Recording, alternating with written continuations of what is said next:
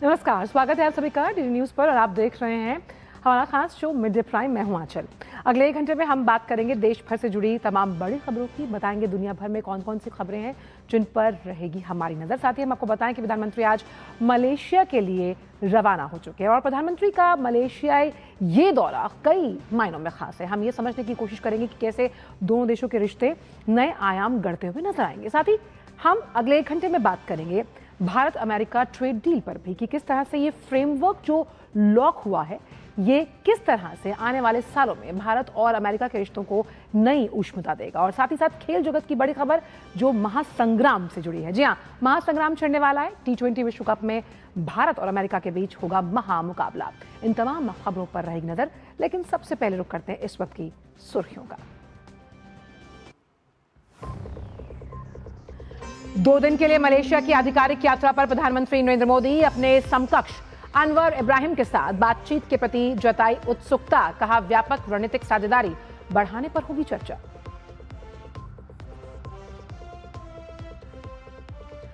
Bharat America trade deal agreement पर साझा बयान जारी। किसानों और मछुआरों समेत भारतीय निर्यातकों के लिए खुलेगा $30 ट्रिलियन का अमेरिकी बाजार। निवेश और टेक्नोलॉजी में साझेदारी को मिलेगी मजबूती। ओमान में हुई ईरान अमेरिका वार्ता को ट्रंप ने बताया बहुत अच्छा, लेकिन साथ में दी चेतावनी अगले सप्ताह होने वाली बातचीत में नहीं हुई न्यूक्लियर डील तो भुगतने होंगे गंभीर परिणाम।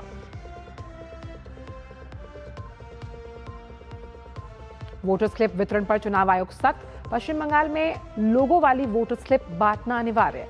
लापरवाही बरतने पर बीएलओ के खिलाफ होगी कार्रवाई।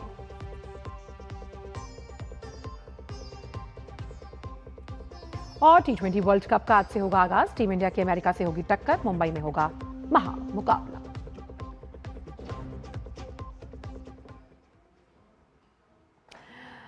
और आइए बात करते हैं प्रधानमंत्री के मलेशियाई दौरे से जुड़ी हुई कि कैसे इस आपसी सहयोग पर चर्चा की जाएगी। तो प्रधानमंत्री नरेंद्र मोदी मलेशिया के 2 दिन के दौरे पर रवाना हो गए हैं और इससे पहले प्रधानमंत्री ने सोशल मीडिया पर एक वक्तव्य दिया जिसमें उन्होंने लिखा कि मैं आज अपने मित्र प्रधानमंत्री अनवर इब्राहिम के निमंत्रण पर मलेशिया की आधिकारिक यात्रा पर जा रहा हूं। भारत और मलेशिया के बीच ऐतिहासिक संबंधों में लगातार मजबूती आई। मैं प्रधानमंत्री अनवर इब्राहिम के साथ होने वाली बातचीत को लेकर उत्सुक हूं और हमारी व्यापक रणनीतिक साझेदारी को और आगे बढ़ाने की आशा भी करता हूं। हम रक्षा और सुरक्षा सहयोग को गहरा करने, आर्थिक और नवाचार साझेदारी को मजबूत करने के साथ नए क्षेत्रों में सहयोग बढ़ाने का प्रयास करेंगे। मैं मलेशिया में रहने वाले भारतीय समुदाय से मिलने के लिए भी उत्सुक हूं। लगभग 30 लाख की संख्या वाला ये समुदाय दुनिया के सबसे बड़े भारतीय प्रवासी समुदायों में से एक है। मलेशिया की प्रगति में उनका बड़ा योगदान और दोनों देशों के बीच एक मजबूत कड़ी के रूप में उनकी भूमिका हमारी ऐतिहासिक मित्रता को मजबूत आधार प्रदान करती है।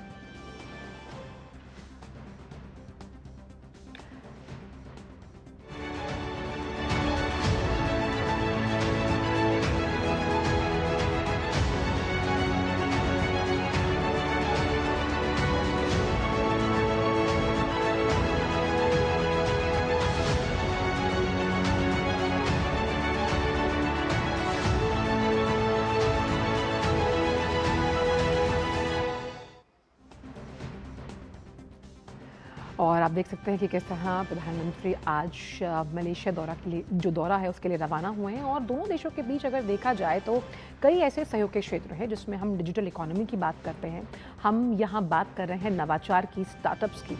और प्रधानमंत्री की ये जो यात्रा है वो एशिया की कूटनीतिक अगर हम पड़ाव की बात करें तो एक महत्वपूर्ण अध्याय यहाँ जुड़ने जा रहा है। प्रधानमंत्री यहाँ अपने समकक्ष के साथ भारत मलेशिया के बीच व्यापक रणनीतिक साझेदारी में हुई प्रगति की समीक्षा करने वाले हैं। इसके जरिए भारत मलेशिया संबंधों को नई ऊर्जा और नई दिशा देने की तैयारी है। रणनीतिक साझेदारी से लेकर व्यापार, संस्कृति, जनसंपर्क तक हर मोर्चे पर रिश्तों की गहराई बढ़ाने का अवसर है। ये दौरा आसियान और हिंद प्रशांत क्षेत्र में भारत की सक्रिय भूमिका को और मजबूत करेगा। प्रधानमंत्री वहां भारत मलेशिया के जो सीईओज फोरम है वहां मलेशिया के टॉप बिजनेस लीडर्स से भी मिलने वाले हैं। दोनों देशों में लगभग $20 अरब का द्विपक्षीय व्यापार है। मलेशिया में 200 से अधिक भारतीय कंपनियां सक्रिय रूप से काम कर रही हैं। प्रधानमंत्री की मलेशिया की ये तीसरी यात्रा है। व्यापार है, निवेश, रक्षा, सुरक्षा, सेमीकंडक्टर सेक्टर और डिजिटल इकोनॉमी और दूसरे शिक्षा के अंदर और हेल्थ केयर के अंदर, इसके अलावा और लोगों के बीच आदान प्रदान जैसे सहयोग के प्राथमिकता वाले क्षेत्रों में बहुत सारे डिस्कशन होगा इस विज़िट में, क्योंकि हर एक सेक्टर के अंदर ऑलरेडी काफ़ी सारे डिस्कशन हो चुके हैं, मगर इस विज़िट के अंदर दोनों प्रधानमंत्रियों का जो निर्देश पर इसको कैसे प्रगति लिया जाए उसके ऊपर ध्यान दिया जाएंगे। भारत के परिधान अब विदेशों में भी खूब लोकप्रिय हो रहे हैं। हथकरघा साड़ियां अब मलेशियाई फैशन जगत में तेजी से लोकप्रिय हैं। पारंपरिक रेशम से लेकर रंग बिरंगी सूती बुनाई तक जो हैंडलूम साड़ियां हैं वो फैशन के प्रति जागरूक मलेशियाई लोगों के दिलों और अलमारियों में अपनी जगह बना रही हैं। पहले जहां ये साड़ियां मुख्य रूप से भारतीय समुदाय तक ही सीमित थी, अब मलेशिया के जो सभी समुदाय के लोग हैं वो इन्हें दिल से अपना रहे हैं। देखिए इस रिपोर्ट के जरिए। कितने समय से आप ये साड़ी का काम यहाँ पर कर रही हैं और क्या बदलाव आप देखती हैं, खासतौर पर 7-8 सालों में, बीते 7-8 वर्षों में? सर, मैं यहाँ पे तो पिछले 3 साल से ये बिज़नेस कर रही हूँ, क्योंकि 3 साल पहले ही आए हैं हम यहाँ पर। आपके खरीदार कौन है? सिर्फ भारतीय महिलाएं हैं या फिर जो मलेशिया में अलग अलग देशों से लोग रहते हैं या जो मलेशिया के लोग हैं वो? नहीं सर, यहाँ पे सिर्फ इंडियंस ही नहीं, Malaysian Indians, Chinese Malaysians, local Millais, सभी लोग खरीदते हैं। यहाँ तक कि सिर्फ वो नहीं, जापान से भी जो लोग आते हैं वो भी कांटेक्ट करने की कोशिश करते हैं। और कुछ फ्रेंड्स हैं जैसे किसी के, सो वर्ड ऑफ माउथ जाता है कि हाँ यहाँ पे ये एक लेडी है जो सेल करती है, ऑथेंटिक है, बनारस की है और हैंडलूम है। तो क्या ये चर्चा होती है कि बनारसी साड़ी है, जहाँ से प्रधानमंत्री नरेंद्र मोदी सांसद भी हैं, तो कुछ साड़ी को लेकर आकर्षण बढ़ा यहाँ पर लोगों के बीच? जी सर, पूछा भी जाता है कि आपने कभी नरेंद्र मोदी जी को कभी देखा है क्या? तो हमने बोला देखा तो नहीं है, थोड़ी सी झलक शायद साइड से कभी जा रहे थे, बनारस का दर्शन करते हुए तो जा रहे थे तो देख लिया था। लेकिन उनकी वजह से जब हम उन्हें बताते हैं कि बनारस और पूरे इंडिया का बिजनेस कितना ज़्यादा ग्रो किया है सिर्फ उनके इतनी मेहनत करने की वजह से, और उनकी मेहनत की वजह से हमारी जैसी छोटी छोटी विमेन एंटरप्रेन्योर्स आगे बढ़ी हैं। तो और फिर हमने जब सुना कि वो सुबह सुबह उठते हैं बिल्कुल अर्ली मॉर्निंग, और तब से वो काम शुरू करते हैं रात के सोने तक, और उनकी पूरी टीम काम करती है इस सभी चीज़ों के पीछे, हैंडलूम हैंडीक्राफ्ट को आगे बढ़ावा करने के लिए इंटरनेशनली। तो हमने सोचा कि हम भी क्यों ना इसमें थोड़ा सा, हमारी भी ड्यूटी बन जाती है कि हम भी थोड़ा सा आगे बढ़ के काम करें। बेसिकली मैं सारे हैदराबाद से मंगवाती हूँ, हैदराबाद से, तमिलनाडु से, कर्नाटका से, डिफरेंट प्लेसेस से, ताकि मैं ज़्यादा वैरायटी लोगों को दे सकती हूँ।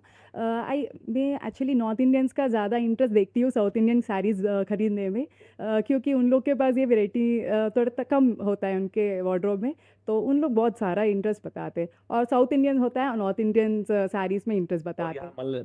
मलेशिया के लोग और बाकी जो देशों से लोग रहते हैं, हाँ, बाकी लोग भी बहुत, मलेशियन तमिलियंस जो है, जो सेटिल्ड है बहुत दिन से, उन लोग को ये वैरायटी यहाँ नहीं मिलता है। तो ये वैरायटी मैं वहाँ से लेके यहाँ पे पहुँच सकती हूँ, मतलब इनको दिला सकती हूँ। तो इट्स वेरी नाइस। वर्ल्ड को कोई बंदा नहीं होगा कि मोदी के बारे में नहीं जानते हैं, सब लोग मोदी के जानते हैं। एंड मैं तो बड़ी फ़ैन हूँ उनका हर चीज़ जो भी उन्होंने स्टार्ट करते हैं वो सक्सेस ही हो जाता है।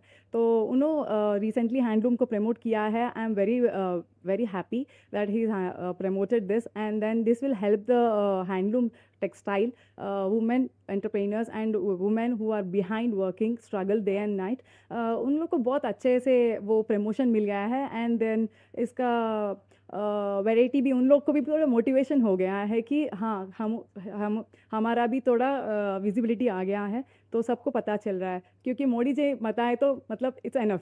राधिका ये बता रहे हैं कि जब से प्रधानमंत्री नरेंद्र मोदी ने हैंडलूम को प्रमोट किया है, मलेशिया में साड़ी की मांग काफ़ी बढ़ी है और साथ ही साथ भारतीय परिधानों की। कैमरामैन विनय तिवारी के साथ शैलेंद्र मिश्र, डीडी न्यूज, मलेशिया। और वहीं कुआलालंपुर के धार्मिक स्थल मलेशिया की समृद्ध सांस्कृतिक जो विविधता है उसके प्रतीक हैं। इन्हीं में से एक स्थल है श्री वीर हनुमान मंदिर, जो कि भारतीय मूल के श्रद्धालुओं के साथ साथ जो पर्यटक हैं उनके बीच आकर्षण का केंद्र रहता है। आइए आपको दिखाते हैं। मैं इस वक्त कुआलालंपुर में श्री वीरा हनुमान टेम्पल के ठीक सामने खड़ा हूँ।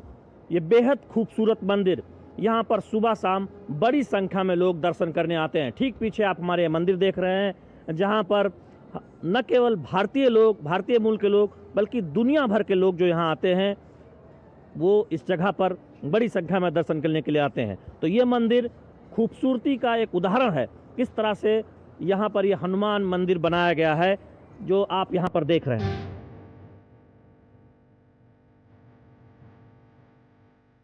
A lot of my life is in seva to Hanumanji, and so I don't know, one of the principles I like to embrace the best I can is in Kali Yuga, Gyan is not required. So just following our heart, and then hopefully Hanumanji can guide us. Every day without fail, after work, I will come and see Hanuman, pray to him, how much of sorrows and heaviness I have inside also. Just that 5 minutes, I just come and talk to him, I feel very relieved.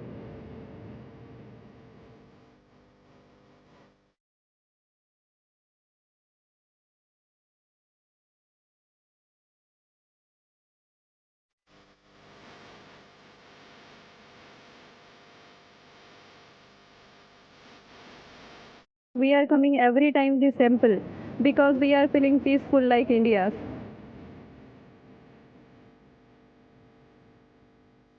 बहुत सुंदर मंदिर है हनुमान जी का, और यहाँ का जो vibe है, पॉजिटिव वाइब, आपको कहाँ पर भी नहीं मिलेगा फॉरेन कंट्री में.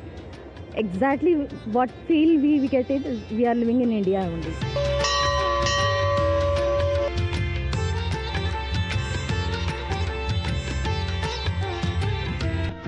From the baby Hanuman to that means he has everything here now. We got 1008 Hanuman statue here.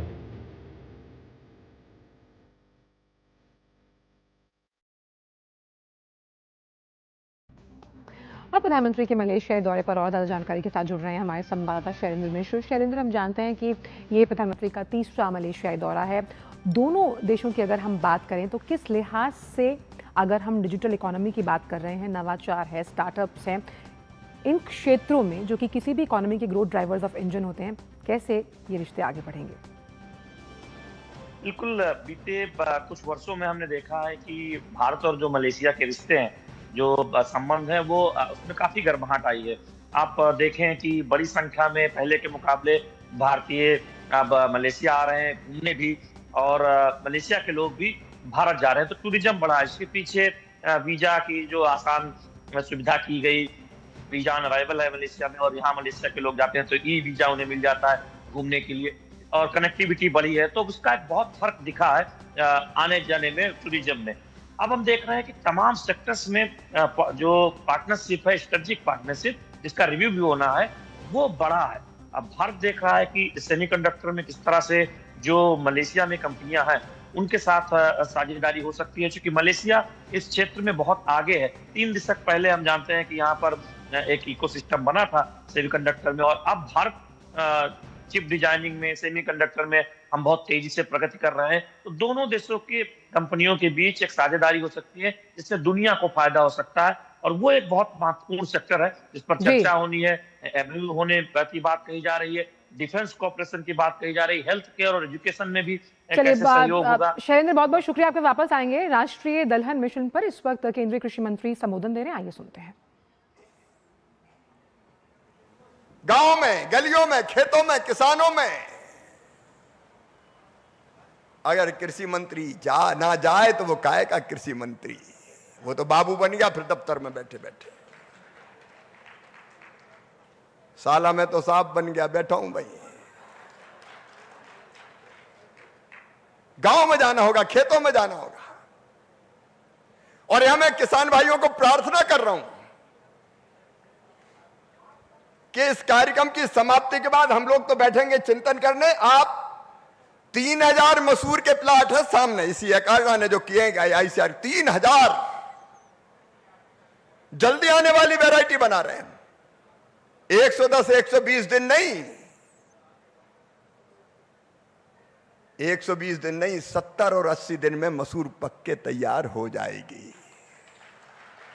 ज्यादा गर्मी पड़ने के पहले ही मसूर पक जाए,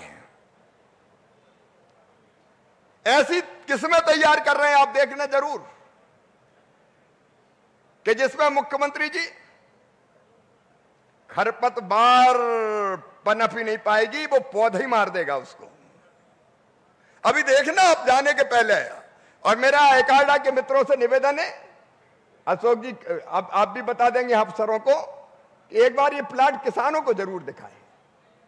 हाथ कंगन को आरसी क्या, पढ़े लिखे को फारसी क्या। अब जाके देखो मसूर में 2 घेंटी लगती, 2 लेकिन 4 घेंटी वाली मसूर पैदा कर रहे हैं हम। 2 के बजाय 4 लग जाए तो बताओ दुगना उत्पादन हो जाएगा कि नहीं? अरे बोलो यार, हो जाएगा कि नहीं? तो वो प्रयोग हो रहे हैं कहीं, मैं बहुत विस्तार में नहीं जाऊंगा उसके। यहां मसूर पे, चना पे, बटरा पे और तिबड़ा, खेसरी दाल के नाम पे नकार दिया गया, लेकिन नए प्रयोग करके उसको भी बहुत उपयोगी बना रहे। तिबड़ा भी ढंग से लेके आएंगे जो नुकसान ना करे। सामने आप देखोगे कैक्टस, जिसमें कांटे होते हैं, बिना कांटे का कैक्टस पैदा करेंगे हम, जो कई तरह के कामों में आएगा।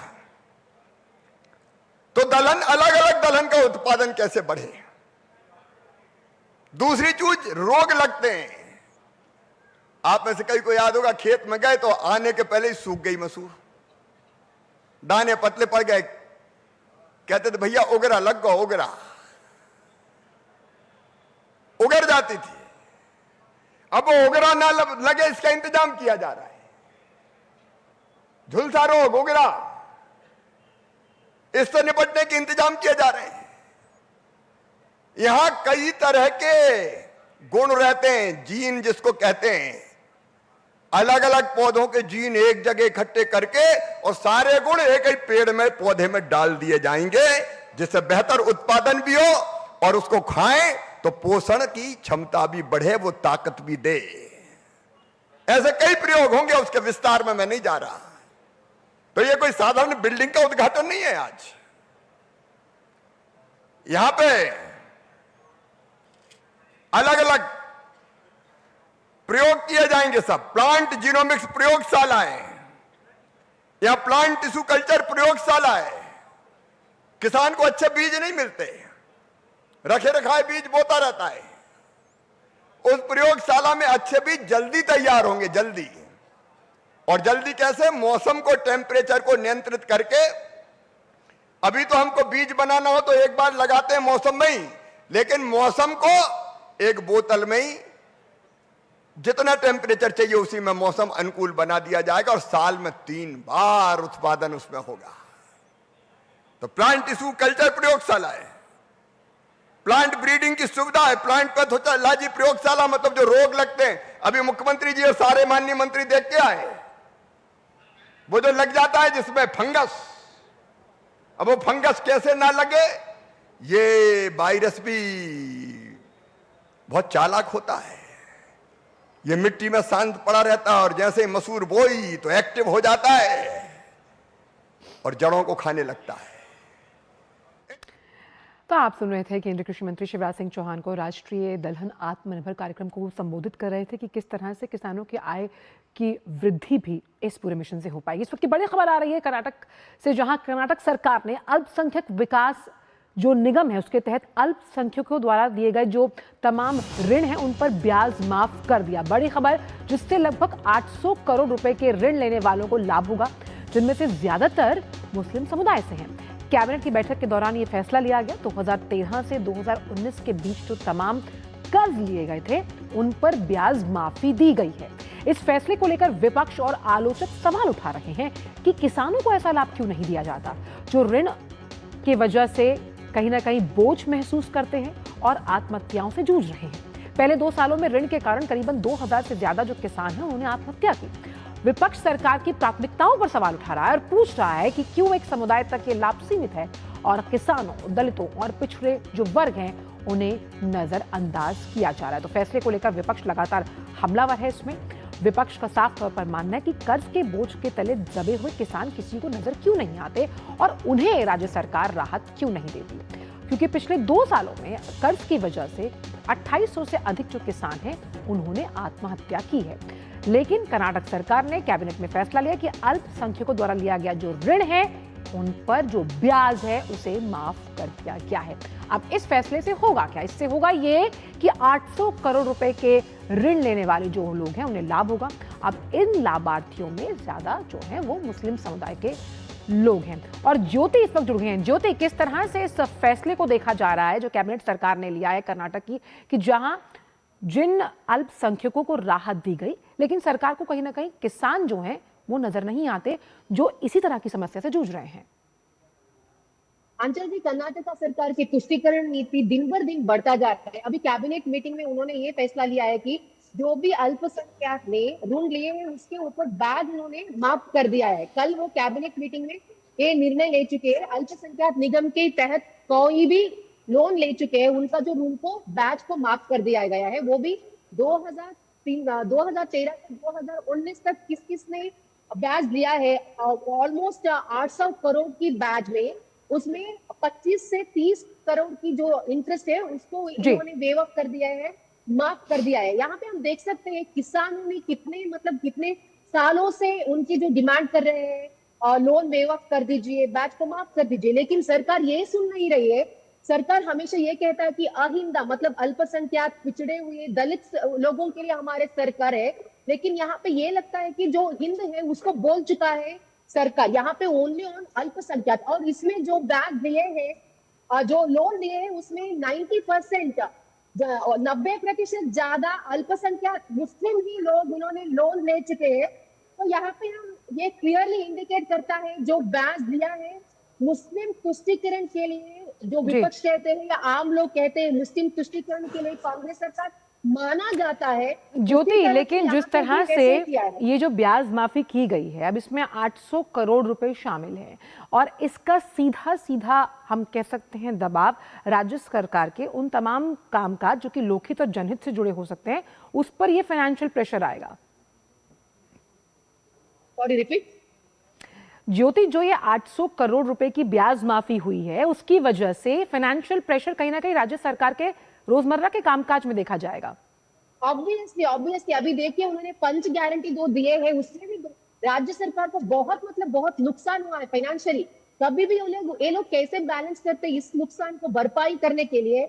अभी मेट्रो के फेयर 1 साल भी नहीं हुआ है, इसको हाइक कर दिए, 5% मेट्रो फेयर हाइक कर दिए। तो कहीं पे भी सरकार पे फाइनेंशियल नुकसान आता है तब कहीं ना कहीं दूसरे सेक्टर पर तो टोटली जो आम जनता है वो ही ये भुगत रहे हैं।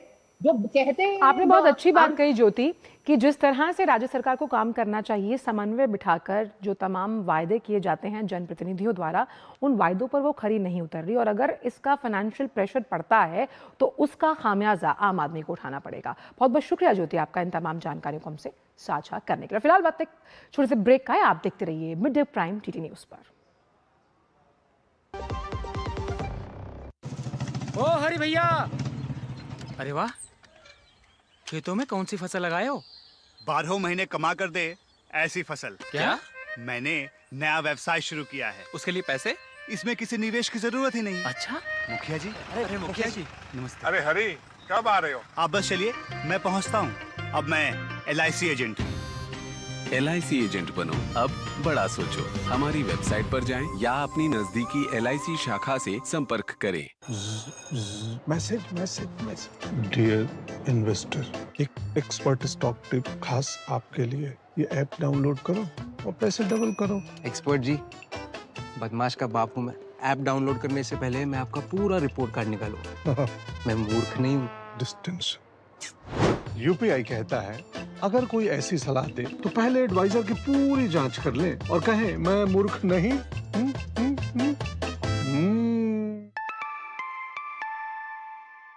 जाइए, आप भी किसी का टेस्ट लीजिए।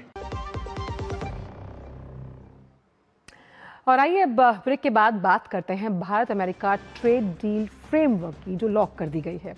तो भारत और अमेरिका के बीच जो व्यापारिक रिश्ते हैं उन्हें अब नई मजबूती मिलती हुई नजर आ रही है।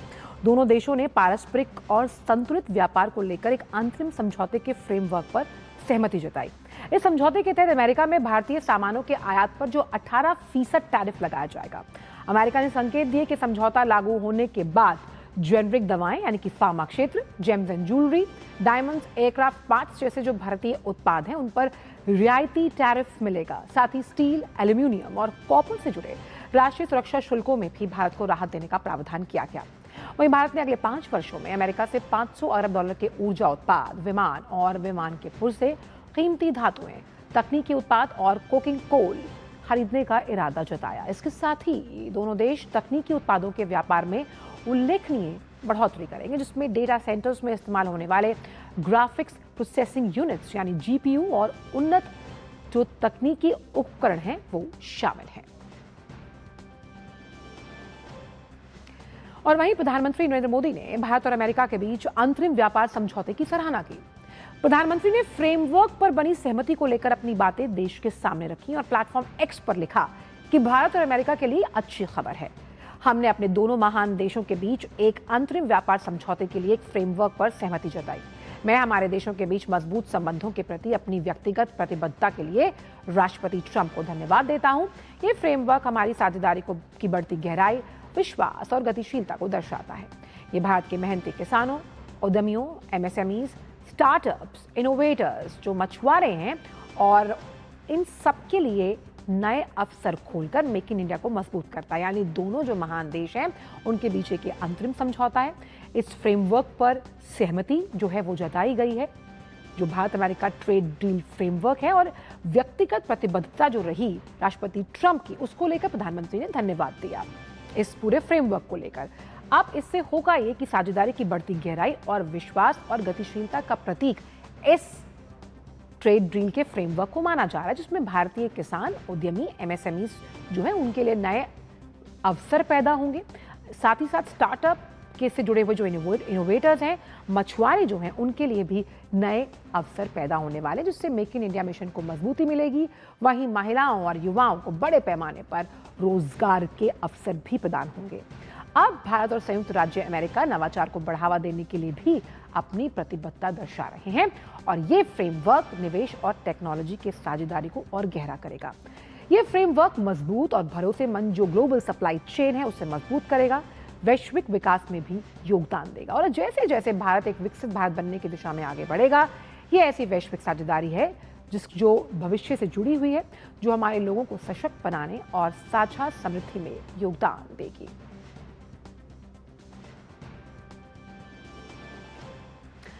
और वहीं यूनाइटेड स्टेट्स ट्रेड रिप्रेजेंटेटिव यानी अमेरिकी व्यापार प्रतिनिधि कार्यालय ने सोशल मीडिया प्लेटफॉर्म X पर भारत के नक्शे की तस्वीर शेयर की और लिखा कि भारत ने अमेरिकी औद्योगिक उत्पादों, कृषि उत्पादों की एक विस्तृत श्रृंखला पर शुल्क खत्म करने या घटाने की प्रतिबद्धता जताई है। ये भी लिखा कि भारत अमेरिका ट्रेड डील आने वाले दिनों में अमेरिकी उत्पादों के लिए भारत में नया बाजार उपलब्ध करवाएगा।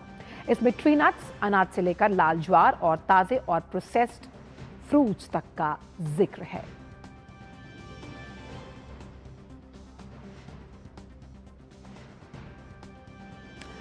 और इसी बड़ी खबर पर ज्यादा जानकारी देते हुए हमारे साथ बेहद खास मेहमान इस वक्त जुड़ गए हैं।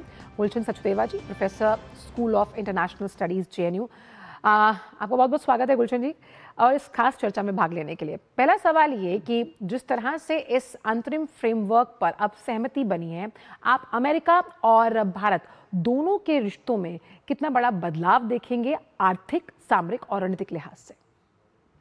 जी, आपने बिल्कुल वाजिब सवाल पूछा। इसमें यह है कि जे अब पिछले 2-3-4 दिन से हम इसके बारे में बातचीत कर रहे थे। अब धीरे धीरे इस अंतरिम जो समझौता या फ्रेमवर्क ऑफ अंतरिम समझौता, उसका जो स्टेटमेंट, जॉइंट स्टेटमेंट आया है, उससे उसकी बारीकियां धीरे धीरे खुल रही हैं और हमको पता चल रहा है कि किस तरीके से भारत और अमेरिका के बीच में जो थोड़ी सी दरार आ गई थी उनके संबंधों में, ख़ास तौर से जो उन्होंने हम भारत के ऊपर 50% टैरिफ लगाया था, और उसके चलते हुए हमको ये भी पता है कि एक बहुत बड़ी मंडी है अमेरिका, हमारे तकनीक के लिए, व्यापार के लिए, हमारे ग्रीन ट्रांजिशन के लिए इम्पोर्टेंट है और सामरिक तौर से भी हमारे लिए बहुत इम्पोर्टेंट है। तो उसमें बड़ी धैर्य के साथ उनके साथ हमारी बातचीत चल रही थी। तो अब ये समझ में आ रहा है इस पूरे ये जो फ्रेमवर्क एग्रीमेंट के बारे में जो बात हुई है कि अब कई फेज़ इसका होगा। पहले फेज़ में ये है कि जो तुरंत जो है 50% का जो भारत के निर्यात के ऊपर जो टैरिफ लगाया गया था, उसमें से कुछ ऐसे पदार्थ हैं जिसके ऊपर ऐसे हमारे जो निर्यात हैं, जिसका जी। खास तौर से भारतीय उद्यमियों को, भारतीय वर्कर्स को उसके ऊपर उसका इम्पैक्ट पड़ रहा था। जैसे टेक्सटाइल का है, हमारा चमड़ा उद्योग का है, ऑर्गेनिक केमिकल्स का है, कुछ ऐसे जिसका, तो उनको तुरंत जो है वो 18% पे उनके ऊपर टैरिफ आ जाएगा। उसके बाद बातचीत अभी भी जारी रहेगी, और जो जब ये पूरा ट्रेड एग्रीमेंट बीटीए जिसकी बात कर रहे हैं, जब वो हो जाएगा तो उसके बाद जो है भारत भी जो है अपना बाजार काफ़ी चीज़ों के लिए अमेरिका के लिए खोलेगा, और उसी तरीके से बाकी और चीज़ों के ऊपर भी जो है जो कर है, जो उसका जो टैरिफ है वहाँ पे कम हो जी। जाएगा। और भारत ने भी, क्योंकि वो काफ़ी हम भारत के ऊपर दबाव बनाया हुआ था कि आप, हमारा डेफिसिट है आपके साथ, तो आप भी हमारे यहाँ से बहुत सी चीज़ें खरीदी है। तो एक 500 बिलियन की जैसे आपने बात की जी। कि अभी हमारा कोई 50 बिलियन के करीब हम्म। हम वहाँ से खरीदते हैं, तो लगभग उसको अगर ऐसा माने तो दुगना हम वहाँ से इंपोर्ट करने की कोशिश करेंगे। और काफ़ी चीज़ें, क्योंकि उसके बारे में सोच शायद ये है कि इस पूरे व्यापार समझौते से जी। भारत और अमेरिका के बीच में व्यापार पहले से बहुत ज़्यादा बढ़ेगा, हम्म। और हमारे कुछ ऐसे उद्योग हैं, कुछ ऐसी जैसे डाटा सेंटर्स की बात की, हमारे जी। जो एविएशन का सेक्टर है उसके अंदर हमको खरीदना है, पहले से ज़्यादा हम वहाँ से एनर्जी के प्रोडक्ट्स भी खरीदेंगे। तो वैसे ही, क्योंकि ये दोनों के देशों के बीच में जब व्यापार ज़्यादा होगा, तो निश्चित तौर से भारत पहले से अधिक जो जी। है वहाँ से आयात भी करेगा। जी। तो हमने एक ऐसी कोई लीगल कमिटमेंट टाइप नहीं है, लेकिन है कि मोटे तौर से हमने उनके साथ ये वादा लेकिन किया है जी कि हम जी बिल्कुल प्रोफेसर गुलशन, लेकिन जिस तरह से प्रधानमंत्री का जो वक्तव्य सामने आया, उन्होंने बहुत इंपॉर्टेंट एक पॉइंट रेज किया, वो ये थी कि जो वर्ल्ड ऑर्डर बिगड़ा हुआ है उसमें ग्लोबल सप्लाई चेन को सुदृढ़ करने में ये डील गेम चेंजर साबित होगी। इस पे आपका क्या की टेक अवे रहेगा? नहीं, बिल्कुल ये बात सही है, क्योंकि आप जानते हैं कि जिस तरीके से कुछ जो देश हैं वो वेपनाइजेशन अपने प्रोडक्शन सिस्टम को बना के उसका दबाव दूसरे देशों पे बनाते हैं, और भारत क्योंकि एक बड़े यहाँ पे भी स्केल बड़ा हो सकता है चीज़ों का, और अमेरिका की अर्थव्यवस्था बहुत बड़ी अर्थव्यवस्था है वहाँ के साथ, और हमारे लिए तो सबसे बड़ी व्यापार की साझेदार भी है। तो वहाँ से अगर हमारा उद्योग, हमारा निवेश, हमारे जो कोलैबोरेशंस हैं हमारी कंपनीज के, उनके साथ जुड़ते हैं, तो वहाँ की कंपनीज यहाँ पे निवेश करेंगी, और हमारा जो अपने लोगों को उससे रोजगार मिलेगा, जी। और ये तीसरी दुनिया के देशों में भी उसके साथ, और पूरे जो इंडो पैसिफिक का इलाका है और पूरे और बाकी देशों के अंदर भी यहाँ से एक्सपोर्ट कर सकते हैं। तो ये जो एक पूरा केंद्रीकरण हो गया था प्रोडक्शन का चीन में और कुछ ऐसे देशों के अंदर, उसके लिए एक अल्टरनेटिव शायद ये बन सकता है भारत और ये समझौता जो अमेरिका के अंदर है। लेकिन ये भी बात हमको सोचनी चाहिए कि जिस तरीके से प्रेसिडेंट ट्रंप दबाव बनाते हैं, तो ये कोई मामूली बातचीत नहीं है, जैसे हम नॉर्मल जो जी। बातचीत करते हैं किसी और देशों के साथ में, जैसे हमने ईयू के साथ समझौता किया था, फिर 2007 से हम उनसे बातचीत कर रहे थे, एक लंबे पूरे नेगोशिएशंस के बाद दोनों तरफ से। लेकिन यहाँ तो पहले ही आपके ऊपर 50% लगा दिया, उसके बाद हम उनसे बातचीत कर रहे हैं, तो एक बिल्कुल अलग किस्म का ये है, लेकिन उसके एक बड़ी कठिन लेकिन परिस्थितियों प्रोफेसर के गुलशन के अपने हितों को सर्वोपरि रखते हुए इस फ्रेमवर्क की तैयारी जिस तरह से की गई है, इसमें वो तमाम सनराइजिंग सेक्टर्स क्या रहेंगे? अगर हम आर्टिफिशियल इंटेलिजेंस की बात करते हैं, हम कंप्यूटिंग की बात कर रहे हैं, हम स्टार्टअप्स के एक नए इकोसिस्टम को तैयार करने की बात करते हैं, जो इस फ्रेमवर्क में आपको नजर आए। फ्रेमवर्क में आपने जो सारी बातें की वो तो हैं, लेकिन वो उसकी अभी डिटेल्स जो हैं, जैसे हमने कहा कि अभी जो है, अभी तो सिर्फ बात, इनफैक्ट भारत के लिए सबसे बड़ी जो इमीडिएट मुद्दा था वो ये था कि जो हमारे इमीडिएट जो हमारे प्रोडक्ट्स हैं, हमारे जो निर्यात है, उनके ऊपर जो दबाव बन गया था 50% का, सबसे पहले तो उससे बाहर उनको निकाला जाए, क्योंकि उससे हमारे उद्योगों को, हमारे रोजगार पे असर पड़ रहा था। दूसरी बात यह है, क्योंकि जो बाकी जो बड़े क्षेत्र हैं उसके बारे में जो डिटेल है वो पूरा जब एफटीए जो उनके साथ जब ट्रेड डील पूरी सामने आएगी, और हम भी अपना कुछ मार्केट उनके लिए खोलेंगे। और दूसरा सबसे बड़ी हमारे लिए जो एक चुनौती थी, जो एक चिंता का विषय था, कि जैसे पहले काफ़ी ये आरोप लगाए जा रहे थे कि भारत जो है वो कृषि का क्षेत्र जो है उनके लिए खोल देगा वहाँ से, और ये एक बहुत बड़ी समस्या भारत के लिए थी, क्योंकि जो हमारे ऊपर दबाव था कि आप अपना एग्रीकल्चर सेक्टर भी खोलिए। तो उसके अंदर अभी जैसे इससे मोटे तौर से समझ में आ रहा है कि जो काफी ऐसे प्रोडक्ट्स हैं जिसपे चाहे वो डेयरी का है, चाहे अनाज के हैं या दूसरे हैं, जिसके ऊपर हमने उनको नहीं खोला है। और दूसरी बात यह है कि कुछ ऐसे भी चीजें हैं, जैसे कुछ ऐसे फ्रूट्स हैं, कुछ ऐसी चीजें हैं जो वहां से, और स्पिरिट्स हैं, उसके बाद वाइन विस्की वगैरह है, वो वहां से वो अब आने वहां से शुरू हो जाएंगे। तो वो भी चाहते हैं कि भारत एक बड़ी अर्थव्यवस्था है, उसके अंदर अपना वो जो है अपने को, क्योंकि उनका कहना ये है कि आप, हमारा डेफिसिट है आपके साथ, आप उतना, हम निर्यात आपके देश में नहीं कर रहे जितना हम वहां से हम खरीद रहे हैं। तो उसको एक बैलेंस करने के लिए, और तीसरी बात जो सबसे बड़ी इंपॉर्टेंट चीज है, जिसका इस वक्तव्य में उसकी बात नहीं की है, लेकिन जो आम जिसके बारे में बात हो रही है, क्योंकि एक प्रेशर हमारे ऊपर जो 25% और टैरिफ लगाया था, वो ये था कि आप रूस से जो है तेल खरीद रहे हैं, उसके बदले में आपको जो है 25% और टैरिफ लगा जाएगा। वो टैरिफ आज से वो खत्म हो गया है, लेकिन उसके बारे में भी एक कमिटमेंट भारत ने उनको दिया है कि हम आगे से नहीं खरीदेंगे। तो ये सब चीजें हैं, क्योंकि हालांकि वो उसके साथ हम उसको लिंक नहीं करना चाहते थे। तो एक बहुत ही, मुझे लगता है कि जटिल तरीके की ये एक बातचीत अमेरिका के साथ थी, लेकिन भारत ने काफी अच्छे तरीके से अपने वो सेक्टर्स को सुरक्षित करते हुए, जिसके ऊपर हमको इमीडिएट लगता था कि हमारे ऊपर असर ना पड़े, उसके साथ, क्योंकि हमारे निर्यातों के लिए बहुत अच्छी चीज है, बहुत बड़ी मार्केट है, इसीलिए हम इसमें $30 ट्रिलियन के बाजार की बात कर रहे हैं। बहुत बहुत शुक्रिया प्रोफेसर गुलशन अपने विचारों को इस मंच के साथ साझा करने के लिए। और आइए अब बात करते हैं पड़ोसी देश बांग्लादेश को लेकर, जहां बांग्लादेश नेशनलिस्ट पार्टी BNP ने आगामी राष्ट्रीय चुनाव के लिए घोषणा पत्र जारी कर दिया। पार्टी अध्यक्ष तारिक रहमान ने ढाका में घोषणा पत्र जारी करते हुए कहा कि सत्ता में लौटने पर BNP राष्ट्रीय संप्रभुता, सुरक्षा और नागरिकों के कल्याण को सर्वोच्च प्राथमिकता देगी। घोषणा पत्र में कहा गया कि बांग्लादेश के मित्र हो सकते हैं, लेकिन कोई मास्टर नहीं होगा। पार्टी ने स्वतंत्र, आत्मसम्मानपूर्ण और राष्ट्रीय हितों पर आधारित विदेश नीति अपनाने का संकल्प दोहराया। BNP ने अंतर्राष्ट्रीय कानून समानता, पारस्परिक सम्मान के आधार पर द्विपक्षीय और बहुपक्षीय संबंध मजबूत करने और अन्य देशों के आंतरिक मामलों में हस्तक्षेप न करने की बात कही। आर्थिक कूटनीति पर विशेष जोर देते हुए नए बाजारों, व्यापार समझौतों और रणनीतिक साझेदारियों के माध्यम से विदेशी निवेश, तकनीकी हस्तांतरण, औद्योगिक विकास को बढ़ावा देने का वायदा किया गया। साथ ही श्रम और प्रवासन कूटनीति, क्षेत्रीय सुरक्षा, सीमाई संरक्षण और पड़ोसी देशों और मुस्लिम जगत के साथ संबंध मजबूत करने पर भी प्रतिबद्धता जताई गई है। भारतीय जनता पार्टी ने आज मुंबई महानगर पालिका मेयर पद की अगर बात की जाए तो उस पद के लिए रितु तावड़े के नाम की घोषणा कर दी।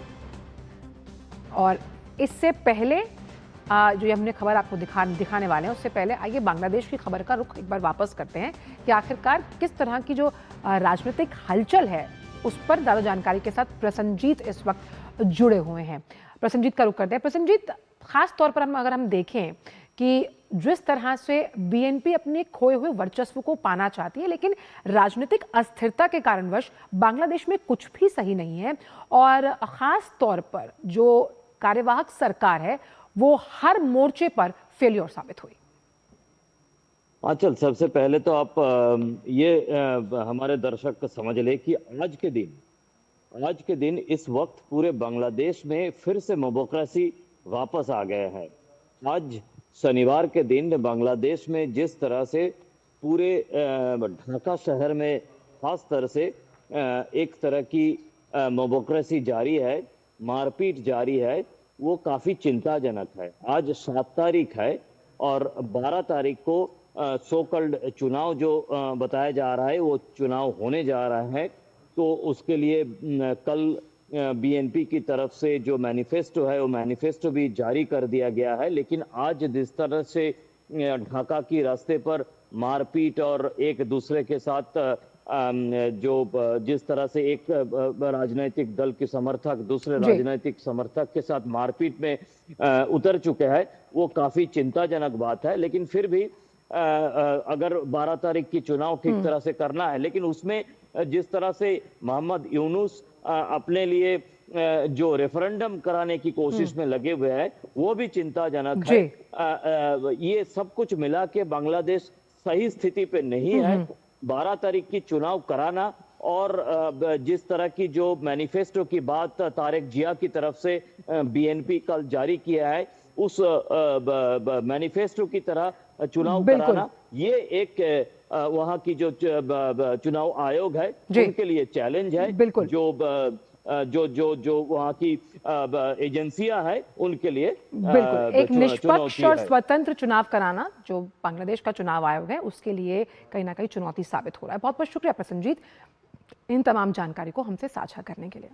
बात आपको फिर करते हैं अब जो मुंबई का महानगर पालिका मेयर पद है उसके लिए ऋतु तावड़े के नाम की घोषणा भाजपा ने कर दी। ये ऐलान मुंबई भाजपा अध्यक्ष अमित साटम ने किया। वहीं शिवसेना की ओर से संजय घाड़ी को डेप्यूटी मेयर पद के लिए उम्मीदवार बनाया गया है। मेयर और डेप्यूटी मेयर पद के उम्मीदवारों के चयन को लेकर आज नवनिर्वाचित भाजपा और शिवसेना नगर सेवकों की एक अहम बैठक हुई, जिसके बाद ऋतु तावड़े के नाम की औपचारिक घोषणा की गई। ऋतु तावड़े और संजय घाड़ी ने अपने अपने नामांकन पत्र दाखिल कर दिए हैं। वक्त ब्रेक का आप देखते रहिए midday prime.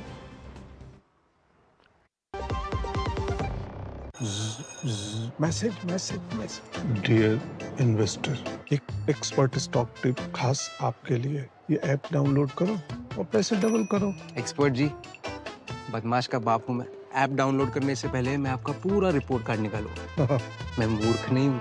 Distance UPI कहता है अगर कोई ऐसी सलाह दे तो पहले एडवाइजर की पूरी जांच कर ले और कहे मैं मूर्ख नहीं।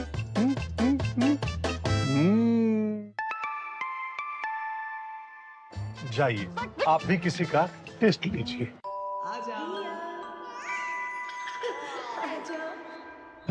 मेरी बेटी रिया तो पायलट बनेगी, है ना? मेरी गुड़िया तो फैशन डिजाइनर ही बनेगी। हाँ? अरे रिया कुछ भी बने, उसके साथ हमेशा है LIC की अमृत बाल चिल्ड्रन पॉलिसी। बड़े सपनों का रखे ख्याल।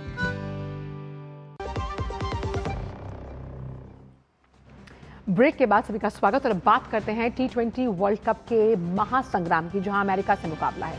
तो ICC T20 विश्व कप में सूर्य कुमार यादव की अगुवाई में टीम इंडिया अमेरिका के खिलाफ उतरने के लिए तैयार है।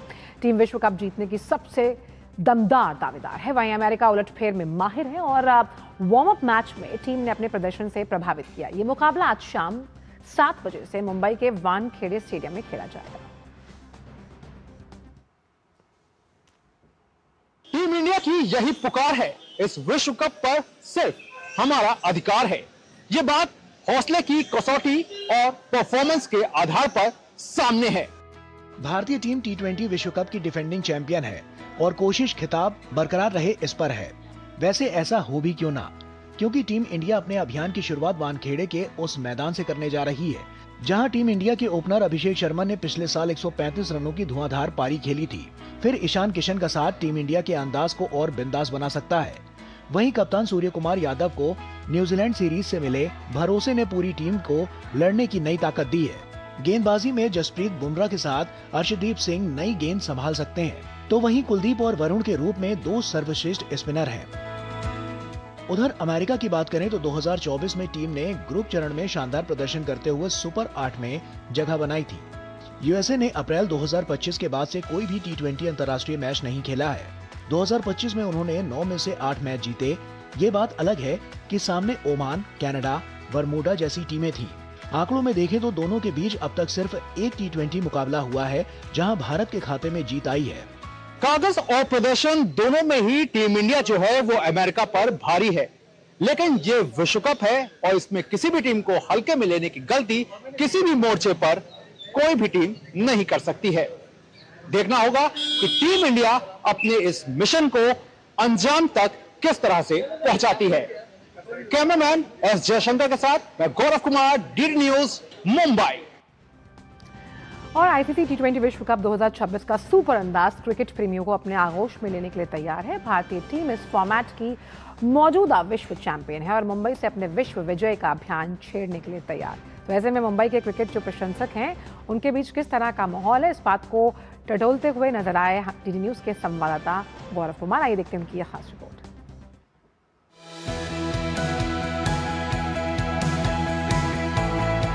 मुंबई का वानखेड़े स्टेडियम T20 विश्व कप में टीम इंडिया के आगाज का सारथी बनने के लिए तैयार है। पूर्व में टीम इंडिया की कामयाबियों की लंबी फहरिस्त इस स्टेडियम के साथ है और अब इस कड़ी को आगे बढ़ाने की तैयारी है। भारत 7 फरवरी को अमेरिका के खिलाफ इस मैदान पर उतरेगा। भारत का पहला मुकाबला भले ही अमेरिका के खिलाफ है, लेकिन माया नगरी मुंबई में इस मैच को लेकर रोमांच चरम पर है। किसी को अभिषेक शर्मा की आतिशी पारी का इंतजार है, तो कोई मैन इन ब्लू की जीत का हिस्सा बनने के लिए बेकरार है। मैं बहुत एक्साइटेड हूँ। फर्स्ट ऑफ ऑल ये मैच बॉम्बे में है, वानखेड़े स्टेडियम में है, तो हम बिल्कुल देखने जाने वाले हैं। And I really like Monank Patel.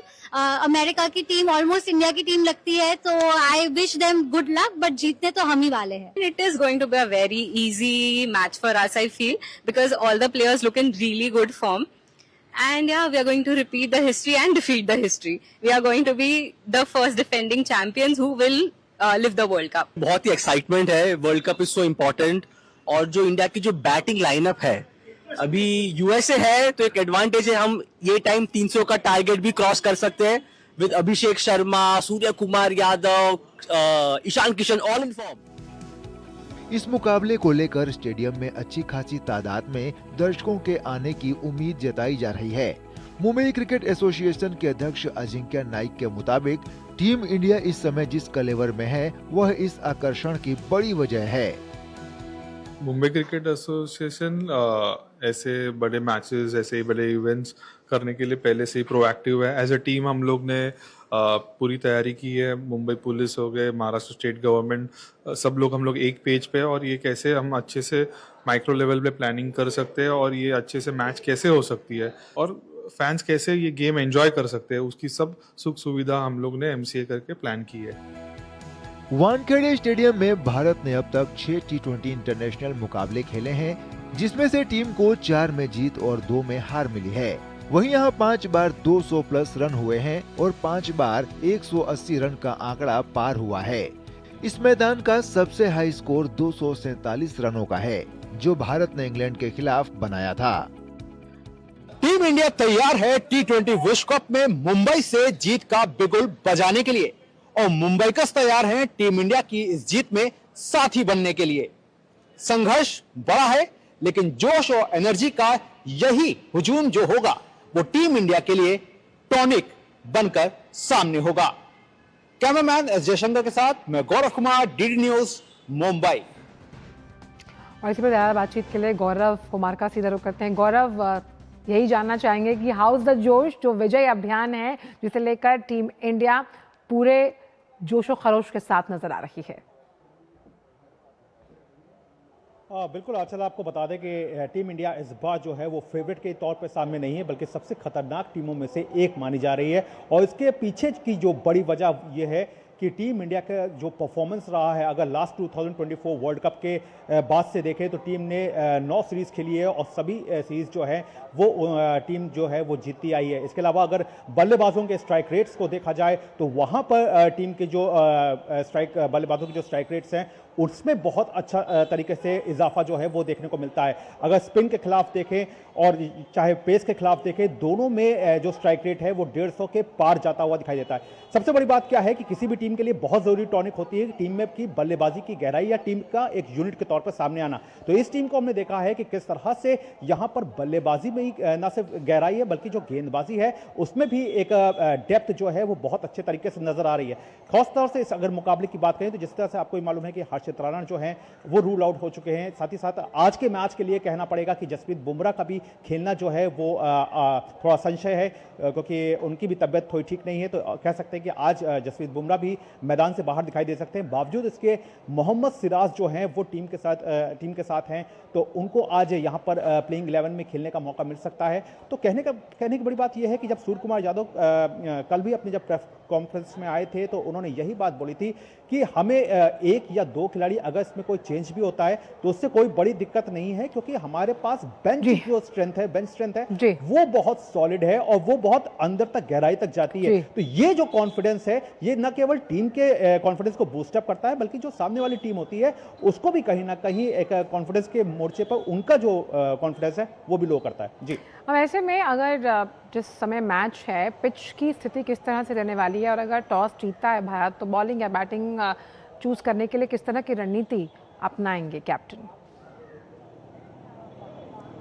देखिए वानखेड़े की जो पिच है, जो आउटफील्ड है, वो हमेशा से काफ़ी तेज़ रही है। छोटा मैदान रहा है ये और उस पर काफ़ी अच्छे जो रन्स हैं यहाँ पे बनते हुए दिखाई देते आए हैं और ख़ासतौर से गेंदबाजों के लिए काफ़ी ज़्यादा मुश्किलातें जो हैं वो यहाँ पर देखने को मिलती हैं। तो मुझे लगता है कि अगर टीम इंडिया यहाँ पे टॉस जीतती है तो शायद यहाँ पे वो बल्लेबाजी करना ज़्यादा मुनासिब समझे और यहाँ पे एक बड़ा स्कोर जो है वो अमेरिकी टीम के सामने रखें ताकि उनको एक बड़ा टोटल जो है वो का पीछा करना मिले। और जाहिर तौर पर टीम की लेकिन इस वक्त टीम जिस कॉम्बिनेशन के साथ है तो कह सकते हैं कि चाहे आप बल्लेबाजी के लिए मोर्चे पर जाएं, चाहे गेंदबाजी के मोर्चे पर जाएं, क्योंकि अभी जो ग्रुप ए है, जो जिस तरह का जो लीग चरण के जो फर्स्ट स्टेज है, यहाँ पे बहुत ज्यादा आपके लिए मुश्किलातें दिखाई नहीं देती। एक मुकाबला आपका पाकिस्तान के साथ है, लेकिन बाकी अगर मुकाबलों की बात करें तो अमेरिका है, उसके बाद 12 तारीख को अमेरिका की बात कर रहे हैं, को पाकिस्तान के खिलाफ और फिर 18 तारीख को नीदरलैंड्स। जी, हम अमेरिका की बात कर रहे हैं, बड़े उलटफेर करने में माहिर है, हम कह भी रहे हैं। ऐसे में किस तरह की हम प्रेशर की उम्मीद कर सकते हैं टीम इंडिया पर, जिस तरह की उलटफेर की बात लगातार अमेरिकी टीम द्वारा की जा रही है? देखिए प्रेशर हमेशा कोई भी मुकाबला हो, कोई भी टूर्नामेंट हो, और अब तो ये वर्ल्ड कप है, आप अपनी होम सॉइल पे खेल रहे हैं, अपनी होम क्राउड के सामने खेलेंगे, तो प्रेशर डेफिनेटली आपके ऊपर कहीं ना कहीं होता है। और खासतौर से एक ऐसे समय पे, क्योंकि अमेरिका की टीम ने वार्म अप मैचेस की अगर बात करें तो वहां पे वार्म अप मैचेस में अमेरिका की टीम ने शानदार प्रदर्शन किया था। उनको न्यूजीलैंड से केवल 7 रन से हार मिली थी और खासतौर से उनके जो कैप्टन है मोनांग पटेल, चाहे गेंदबाज की बात कर ले सौरभ नेत्रवालकर, सब बहुत बढ़िया तरीके से इन्होंने अपने आप को सामने रखा है। और लास्ट अगर वर्ल्ड कप देखें तो ये सुपर 8 में भी पहुंचे थे और वहां पर उन्होंने पाकिस्तान को भी शिकस्त दी थी सुपर ओवर में जाकर के।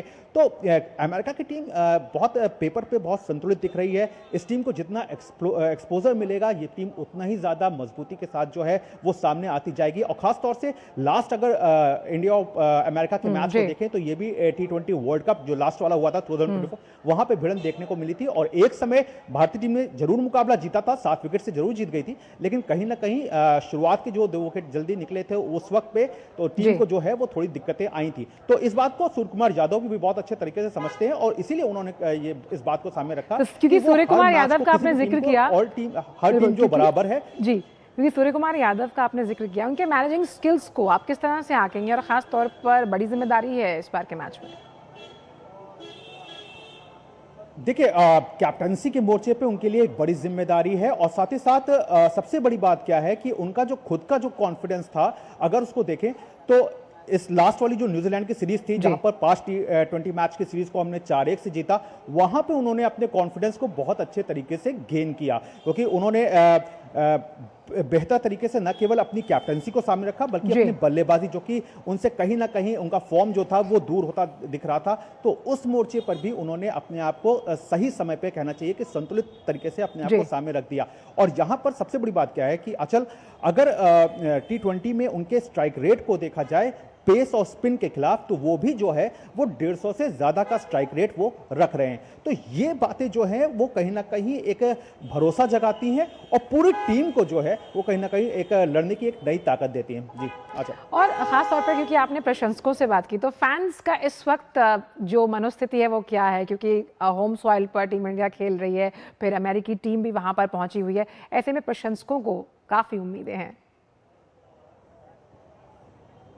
बिल्कुल भारतीय फैंस हमेशा के लिए जाने जाते हैं, टीम को जिस तरह से वो चीयर अप करते हैं, तो मुंबई भी जो है वो इससे अलग नहीं है। हालांकि मैच भले ही भारत और अमेरिका के बीच है, लेकिन यहाँ पर एक अच्छी खासी संख्या में लोगों के आने की उम्मीद जो है वो की जा रही है और सबको ये भरोसा है, क्योंकि टीम जो इस वक्त जिस कलेवर में दिख रही है, खासतौर से किसी को इंतजार है कि अभिषेक शर्मा की आतिशी पारी का, कि वो जब ओपन करेंगे तो शानदार तरीके से करे, किसी को ईशान किशन का इंतजार है, कोई सूर्य कुमार यादव को कैप्टनसी के तौर पर देखना चाहता है। और सूर्य कुमार यादव क्योंकि लोकल बॉय भी हैं, तो यहां पर क्रेज जो है वो एक अलग तरीके का उनके प्रति जो है वो भी दिखाई दे रहा है। और सबका ये मानना है कि जिस पूरा एक जो लंबा सफर है टीम इंडिया का, एक विनिंग जो स्ट्रीक है वो बहुत अच्छे तरीके से सामने आती गई है, तो यहां पर भी टीम जो है वो यूएसए के खिलाफ एक अच्छी विक्ट्री जो है वो हासिल करेगी। और इस बात की सबसे ज्यादा खुशी लोगों को रहेगी कि यहीं से मुंबई से टीम इंडिया जो है वो अपने विश्व विजय का अभियान जो है वो छेड़ेगी और जीत को अपने सिर माथे रखेगी। जी।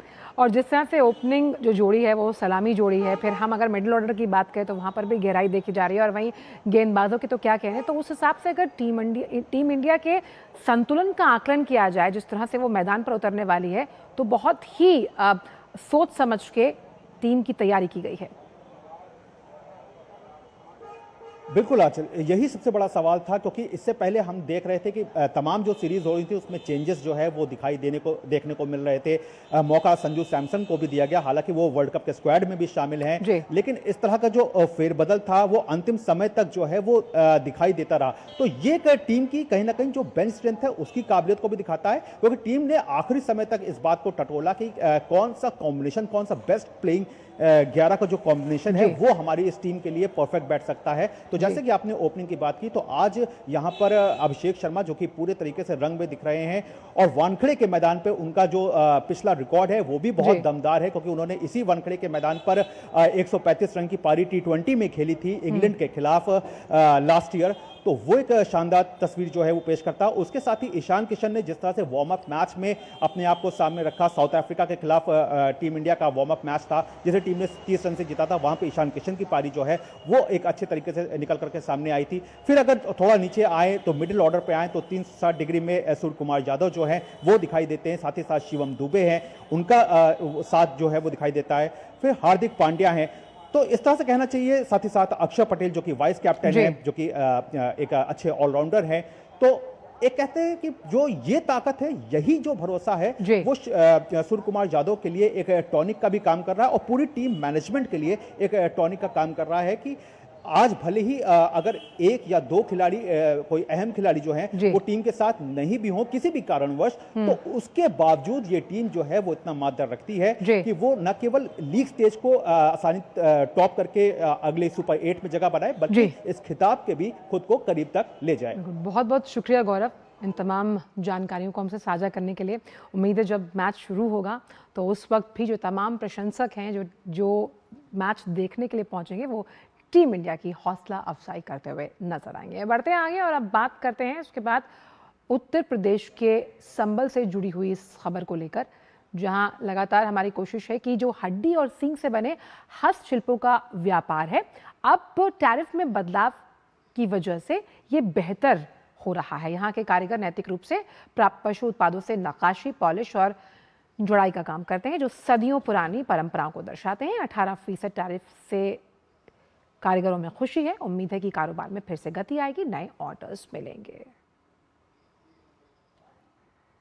आपका काम करते हैं होन बोन, ये हम इसमें होन मग बनाते हैं, होन कटलरी है जिसमें बाउल है, ट्रे हैं, स्पून है, सोहन है, ये सब अदर आइटम में बनते हैं। ये माल जैसे यूएस है, यूके है, जर्मन है, फ्रांस है, इटली है और अदर कंट्री बहुत जाता है। जहाँ से भी मांगा जाती है वो वहाँ चला जाता है। पहले जब टैरिफ जो बढ़ाया था तो ऑर्डर आने सब बंद हो गए थे, बाहर ने सब अपने काम होल्ड पे रखवा दिए थे, तो बहुत टैक्स लग गया था। अब ये 18% कराया गवर्नमेंट ने, वहाँ की तो हमें इससे उम्मीद है कि हमारा काम बढ़ेगा। ये मतलब 50% तक के टैरिफ की बात चल रही थी, तो उस वक्त काफ़ी माल लोगों के रुक गए थे टैरिफ की वजह से। टैरिफ अगर 18% है तो उसको कहीं ना कहीं अफोर्ड किया जा सकता है, और कारोबार यकीनन जो माल रुके हुए थे वो भी जाएंगे, और जो लोग नए ऑर्डर लेने से रुके हुए थे नए ऑर्डर भी पकड़ेंगे और काम तरक्की होगी।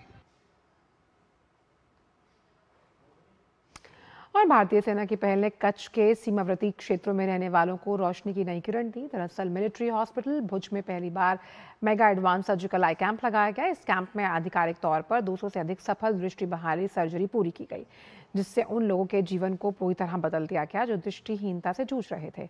इस मिशन के राष्ट्रीय महत्व को रेखांकित करते हुए रक्षा सचिव राजेश कुमार सिंह ने कैंप का दौरा किया। अपनी यात्रा के दौरान उन्होंने सेना की इस पहल की सराहना की। उनके साथ लेफ्टिनेंट जनरल धीरज सेठ, general officer commanding in chief दक्षिणी कमान भी मौजूद रहे। तो 200 से ज़्यादा अधिक जो सफल सर्जरीज हैं वो की गई हैं। रक्षा सचिव राजेश कुमार सिंह ने कैंप का दौरा किया। अंधेरे जीवन में उजाला बिखेरने का काम कर रही है भारतीय सेना की जो पहल है, किस तरह से लोगों के जीवन बदल रही है। भुज का जो मिलिट्री हॉस्पिटल है वहां पर पहली बार mega advance surgical eye camp लगाया गया है।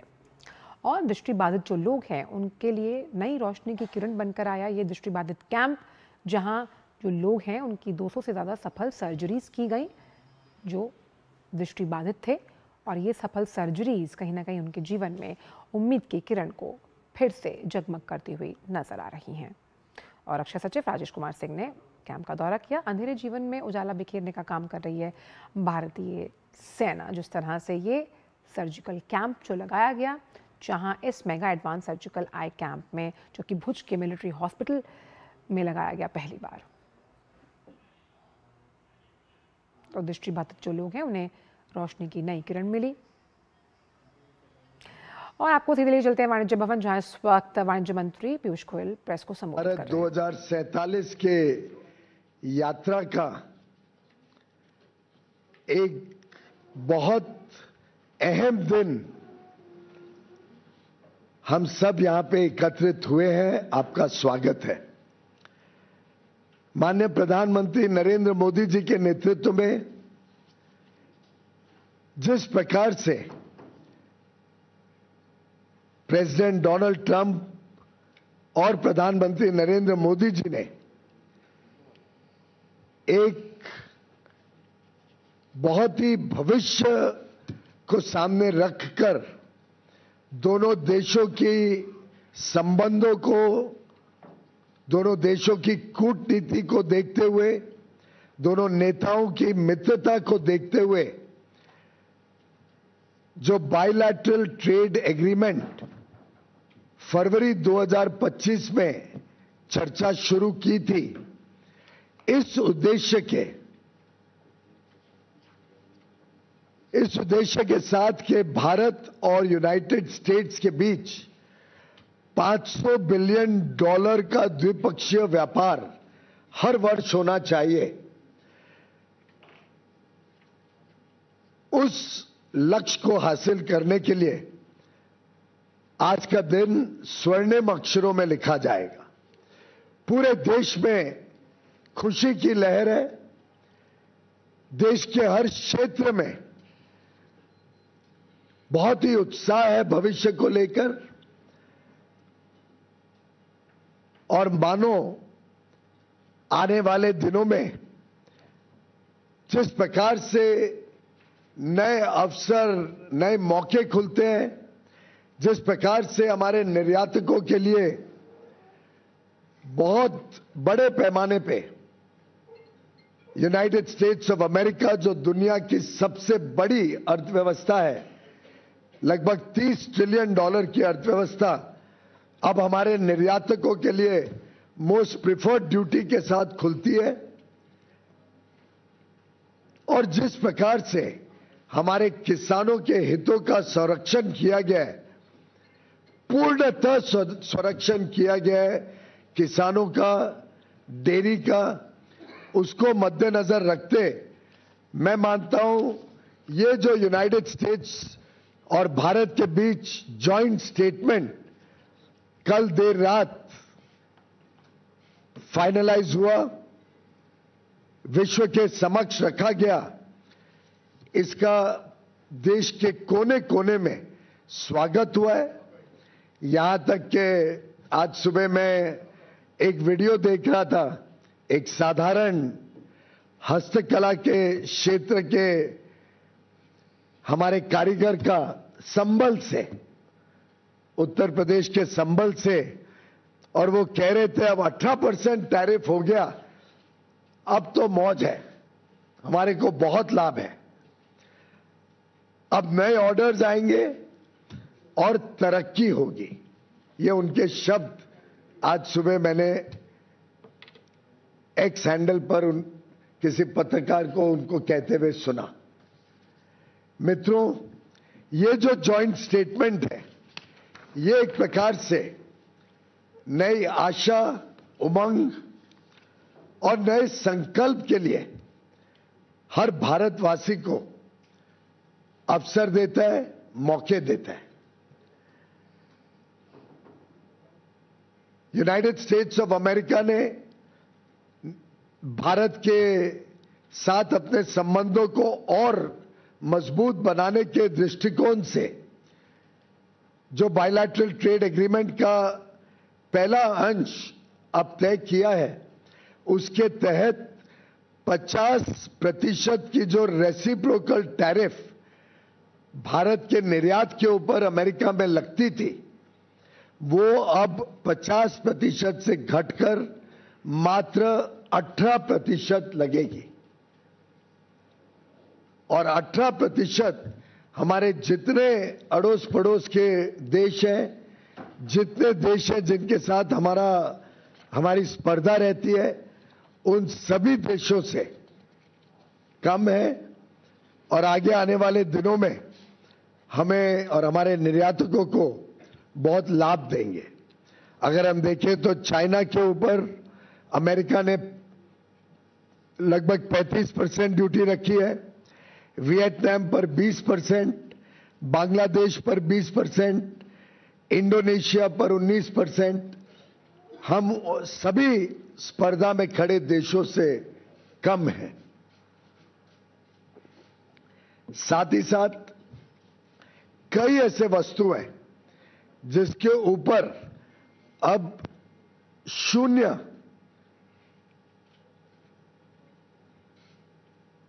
क्या है, अब शून्य ड्यूटी लगेगी जब हमारे निर्यातक अमेरिका में, यूनाइटेड स्टेट्स ऑफ अमेरिका में सामान भेजेंगे।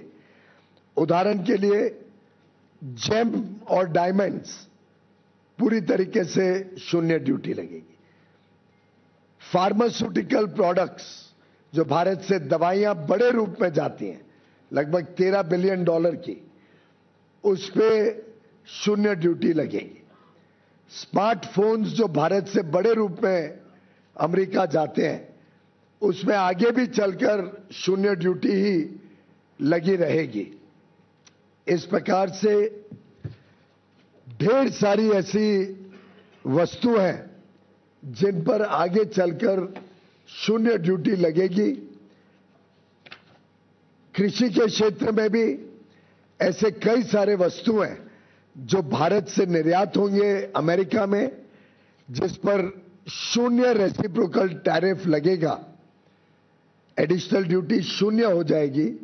उदाहरण के लिए स्पाइसेस, चाय, कॉफी और उसमें से बने वस्तु, कोपरा यानी कोकोनट और coconut oil, vegetable wax, areca nut, Brazil के नट, कैशू नट, चेस्टनट, कई सारे फल और कई सारी सब्जियां,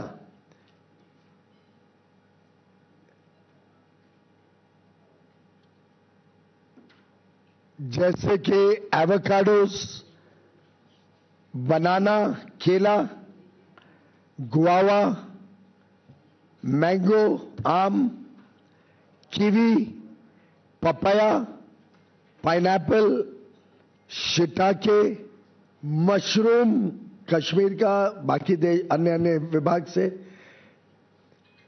इसी प्रकार से वेजिटेबल प्लेटिंग का जो मटेरियल होता है, वेजिटेबल सैप, कुछ वेजिटेबल के रूट्स जैसे टैरो, बैम्ब्रा बीन्स, कुछ सीरियल्स जैसे बार्ले, कैनरी सीड्स, कुछ बेकरी के प्रोडक्ट्स, कोका और कोका से बने हुए वस्तु, sesame seeds, poppy seeds, processed food, banana pulp के शेप में, सिट्रस के जूस, गुआवा और मैंगो का पेस्ट, पाइनएप्पल का जैम।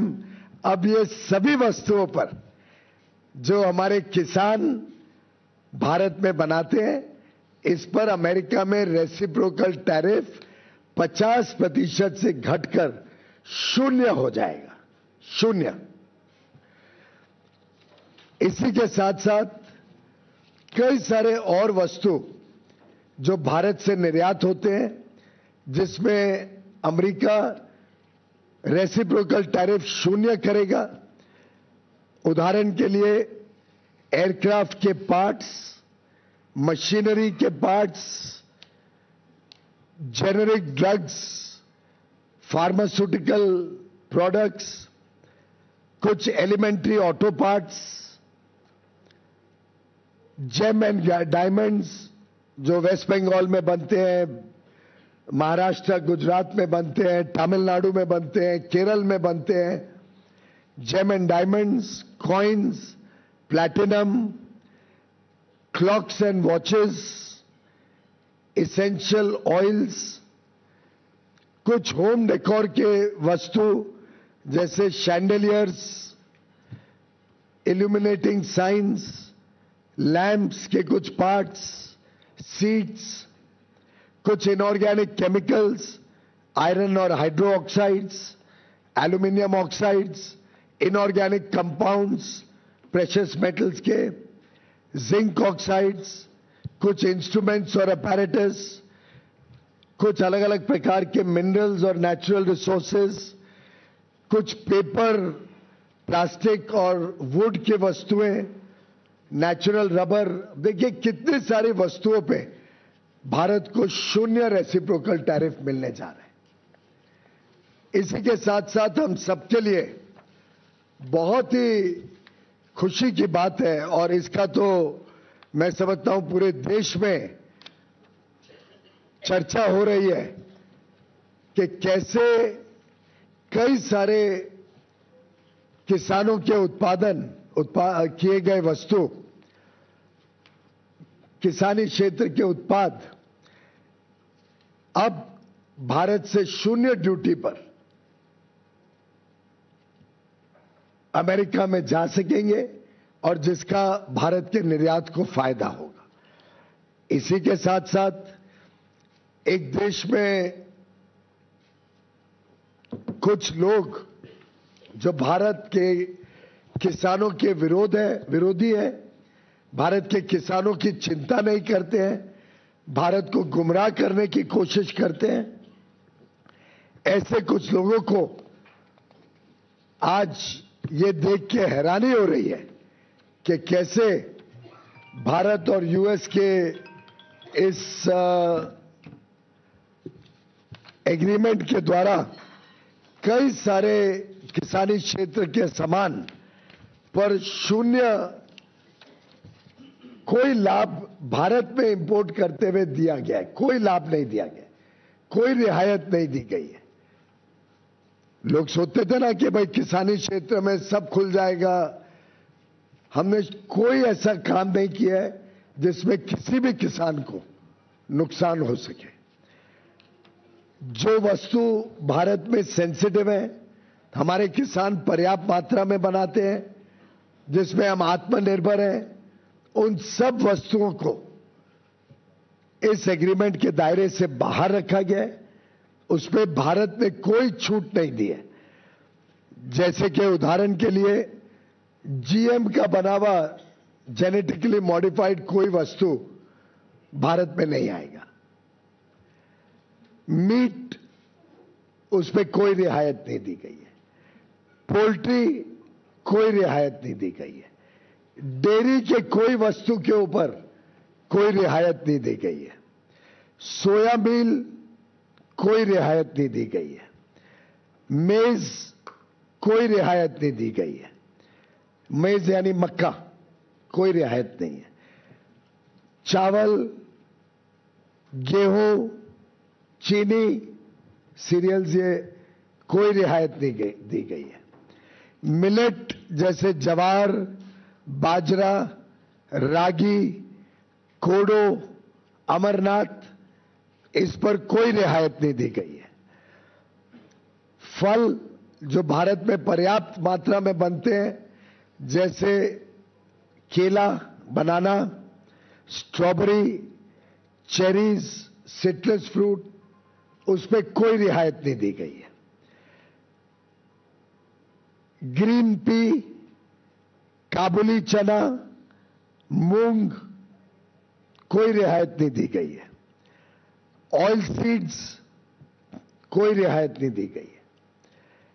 कुछ एनिमल फीड के प्रोडक्ट्स हैं, ग्राउंडनट्स, हनी, मॉल्ट और मॉल्ट से बना हुआ सामान, non alcoholic beverages, flower and meals, starch, essential oils, ethanol जो बड़े पैमाने में भारत में बन रहा है, और टोबैको जो हमारा एक प्रकार से निर्यात होता है बड़े रूप में, इन सभी वस्तुओं पे किसी प्रकार की रियायत इस एग्रीमेंट के द्वारा नहीं दी गई है। और इसीलिए मैं डंके की चोट पर कह सकता हूं कि किसी प्रकार से ये करार भारत और यूनाइटेड स्टेट्स ऑफ अमेरिका के बीच भारत के किसानों के हितों को, भारत के एमएसएमईज को, भारत के हैंडीक्राफ्ट और हैंडलूम को किसी प्रकार का कोई नुकसान नहीं पहुंचाता है, बल्कि हमारे हुनर वाले युवा युवती, हमारे कर्मठ कर्मचारी, हमारे कारीगर, हमारे विश्वकर्मा, हमारी बहनें, विशेषकर जो वस्त्र क्षेत्र के साथ जुड़े हैं, टेक्सटाइल्स, लेदर के और फुटवेयर के साथ जुड़े हुए हैं, टॉयज के साथ जुड़े हुए हैं, स्पोर्ट्स गुड्स के साथ जुड़े हुए हैं, ढेर सारे ऐसे क्षेत्र हैं जहां भारत को अब अमेरिकन मार्केट में लाभ मिलेगा। भारत को कम ड्यूटी पर, बाकियों से कम ड्यूटी पर, मात्र 18% पर रेसिप्रोकल ड्यूटी, उनको वहां पे मार्केट एक्सेस मिलेगा। होम डेकोर हो, वुड और फर्नीचर हो, पिलोज, कुशन जो अपहोल्स्ट्री के साथ सामान बनता है, quilts, comforters, non electrical lamps, इसी प्रकार से जो मशीनरी और पार्ट्स, अलग अलग प्रकार के मशीनरी के पार्ट्स होते हैं, खिलौनों का मैंने जिक्र किया, टॉयज, ज्वेलरी जो बनती है, jewellery, leather and footwear, textile और अपैरल का बहुत बड़ा हमारा निर्यात में फायदा होगा। खासतौर पे सिल्क, जिसको silk is at zero duty, silk के प्रोडक्ट्स जीरो ड्यूटी पे ले आए हैं। तो एक प्रकार से अलग अलग क्षेत्रों को निर्यात के लिए लाभ देना और हमारे किसानी क्षेत्र को आयात से संभालना, सुरक्षित रखना, ये दोनों का twin objective United states of America और भारत के इस द्विपक्षीय करार में किया गया है। मैं माननीय प्रधानमंत्री नरेंद्र मोदी जी और माननीय डोनाल्ड ट्रंप जी, राष्ट्रपति यूनाइटेड स्टेट्स के, दोनों को बधाई देता हूं कि बड़ा ही फेयर, इक्विटेबल और बैलेंस्ड ट्रेड एग्रीमेंट जो भारत के हितों को संरक्षित रखता है, द्विपक्षीय व्यापार को मौका देता है बढ़ने के लिए, भारत को अलग अलग प्रकार के टेक्नोलॉजी प्रोडक्ट्स जो हमारे विकास के लिए हमें आवश्यकता है, उदाहरण के लिए हवाई जहाज हो, सेमीकंडक्टर्स हो, चिप्स हो, एआई मिशन को हमें आगे लेके जाना है, हाई क्वालिटी मशीनरी हो जो हमें सेमीकंडक्टर इंडस्ट्री और क्वांटम और हाई क्वालिटी इनोवेटिव प्रोडक्ट्स जो भारत में लगते हैं, इन सबको अब भारत में मौका मिलेगा। भारत के उपभोक्ताओं को लाभ देने का मौका मिलेगा या नए रोजगार के अवसर खड़े करने का मौका मिलेगा, भारत की अर्थव्यवस्था को तेजी से आगे लेके जाने का। मैं समझता हूं ये समझौता हम समर्पित करते हैं भारत के निर्यातकों को, ये समझौता हम समर्पित करते हैं भारत के किसानों को, ये समझौता समर्पित है भारत के सूक्ष्म लघु और मध्यम उद्योग एमएसएमईज को, ये समझौता समर्पित है भारत के कामगारों को, युवाओं को, बहनों को, मछुआरों को और लाखों करोड़ों लोगों को इस बहुत ही बेहतरीन करार से बड़े पैमाने पे रोजगार के अवसर, उद्योग के अवसर, उद्यमी बनने के अवसर, स्टार्टअप शुरू करने के अवसर, व्यापार करने के अवसर अलग अलग क्षेत्रों में मिलेंगे। मेरा पूरा विश्वास है कि 140 करोड़ देशवासी पुनः एक बार दिवाली मनाएंगे, खुशहाली मनाएंगे। और इस साल तो 12 महीने में हमने इनकम टैक्स का देखा 12 लाख रुपए तक की छूट, हमने इसी साल में जीएसटी में ऐतिहासिक लगभग हर एक रोजमर्रा की वस्तुओं पे बड़ी छूट देखी। हमने इसी साल में ढेर सारे विकसित देशों के साथ फ्री ट्रेड एग्रीमेंट करके हमारे निर्यातकों के लिए बड़ा बाजार खोला है। चाहे वो 1 अक्टूबर से लागू हो गया एफ्टा का 4 यूरोपियन देशों का करार हो, ये 27 देशों का ईयू का करार जो 27 जनवरी को ही तय हुआ है, चाहे यूके का एग्रीमेंट जो जुलाई पिछले वर्ष माननीय प्रधानमंत्री जी ने मंजूरी दी, हस्ताक्षर हुआ जिस पर, चाहे न्यूजीलैंड का फ्री ट्रेड एग्रीमेंट 2 महीने पहले हुआ हो, चाहे ओमान का फ्री ट्रेड एग्रीमेंट 1.5 महीने पहले हुआ हो।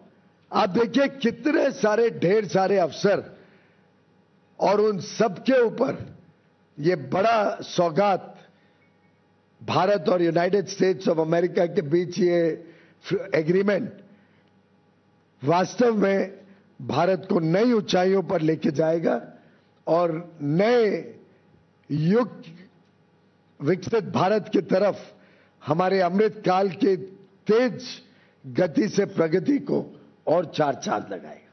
बहुत बहुत धन्यवाद।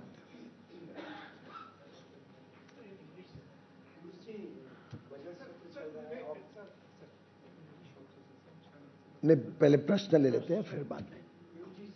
सत्र चल रहा है, ऑपोजिशन ये कह रहा है कि सरकार कह रही है कि ये डील बहुत अच्छा है, तो सदन में इस पर चर्चा हो जाए तो पूरा देश जान पाएगा कि आखिरकार हितों के साथ समझौता हुआ है या नहीं हुआ है।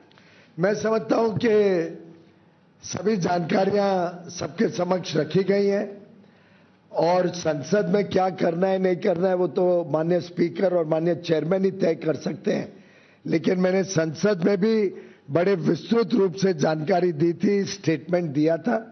संसद में एक एक वस्तु तो नहीं सुनाई जा सकती है, स्वाभाविक है, वो तो काम देश को हमें डायरेक्टली करना पड़ेगा।